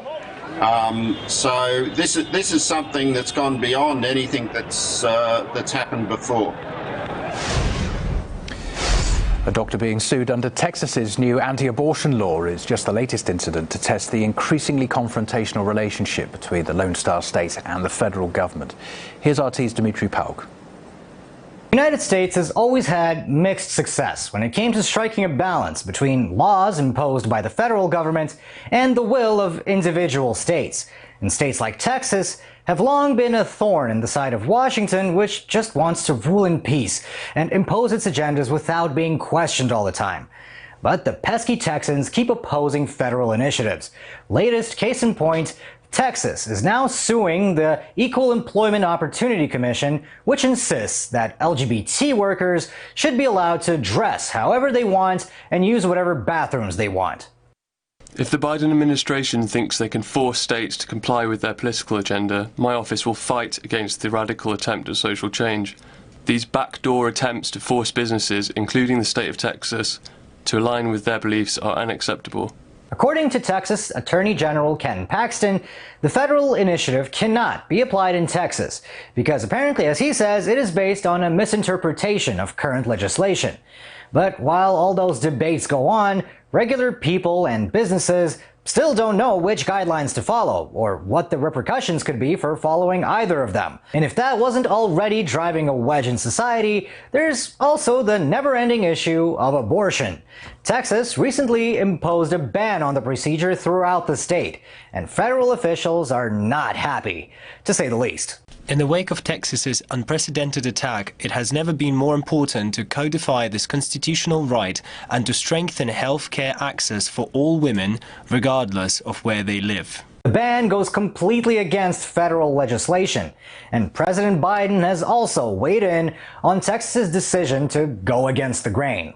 This law is so extreme, it does not even allow for exceptions in the case of rape or incest. And it not only empowers complete strangers to inject themselves into the most private of decisions made by a woman, it actually incentivizes them to do so with the prospect of $10,000 if they win their case. In fact, that $10,000 prospect has already attracted some would-be bounty hunters. A doctor who performed an abortion several days after Texas imposed the ban is now being sued for the violation.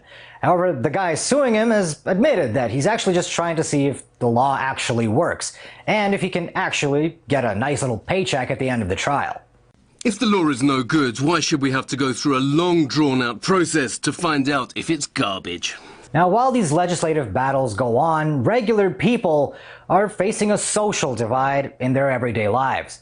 In fact, according to recent polls, some 54% of Americans think that the country has become less united since Biden took office, and 88% think that the country is more divided than ever. Texas is just the latest prime example of the division, but the problem is actually going throughout the country, with some people choosing to follow federal guidelines, while others look to state authorities for guidance.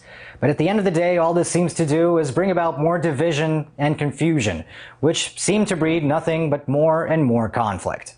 Radio host and political analyst Dave Perkins claims that Texas's problem isn't with Washington, but with the Democratic Party as a whole. It's not directly between Texas and Washington. It's between Texas and the left wing, the Democrat Party in Washington. And as we know, that isn't the whole of Washington. Right now, it's a very tenuous, tiny little majority. And so these battles are going to be fought. But Texas is not necessarily trying to come down as the great safeguard of the rights of the unborn children. What it's trying to come down as is a state that has the right to make its own laws in areas that the federal government is essentially constitutionally forbidden from operating in. Okay, that's it from me. Thanks for watching. Keeping you company and updated on all our developing stories in just over half an hour. Daniel Hawkins will be here. Bye-bye.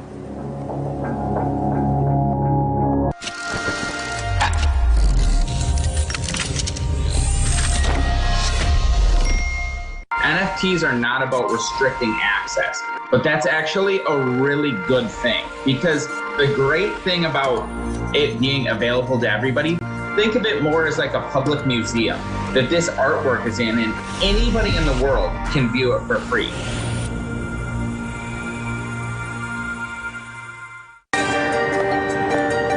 Is your media a reflection of reality?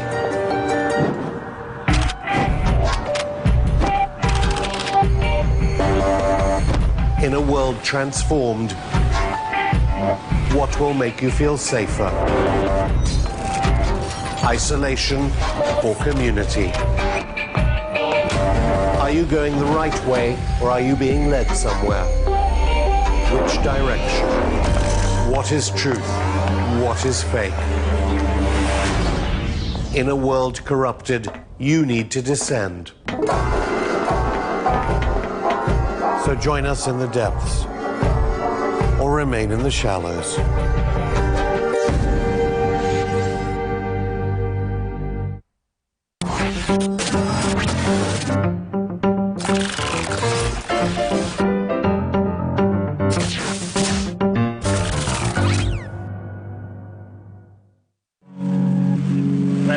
I actually don't want any bagels, but I'm happy to hand bagels to someone.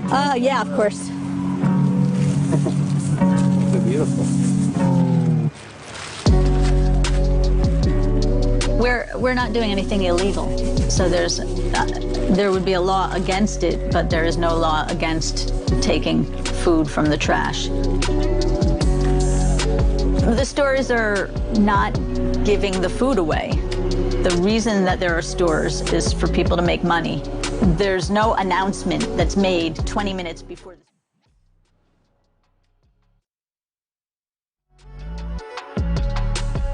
We're rescuing the food. It's not like we're not scavenging. We're rescuing resources that are still good. I teach English as a second language at a few different colleges in town. LaGuardia College, Burma Hatton College, and Pace University. I can afford to shop. It's not like I'm starving. But the environmental issue is a big thing. I have a 12-year-old son, and I'm kind of feel bad about the world we're leaving him. And I know that me taking the odd thing here or there is not going to change anything, but if a lot more people did it, there'd be a lot less stuff going into the waste stream. And I'm eating the food that I get. I'm recycling the packaging. I'm composting what I don't eat. So I feel like it's a little bit, but it's just, if you have 7 billion people all did a little bit, it would make a massive difference. Food waste is a staggering problem that I think many people don't conceive the scale. Almost a fifth of the farmland in the United States and 4 trillion gallons of water grow food that just doesn't get eaten because it can't turn a profit. Profit-seeking capitalists have decided it's not sellable, therefore it won't be edible. Almost 8% of global greenhouse gas emissions are attributable to food waste. It's simply not sustainable. And at the center of the ethos of the Freegan movement is to live more sustainable lives beyond the trappings of liberal capitalism. And it's imperative, the scale that this issue is, that we do something about it.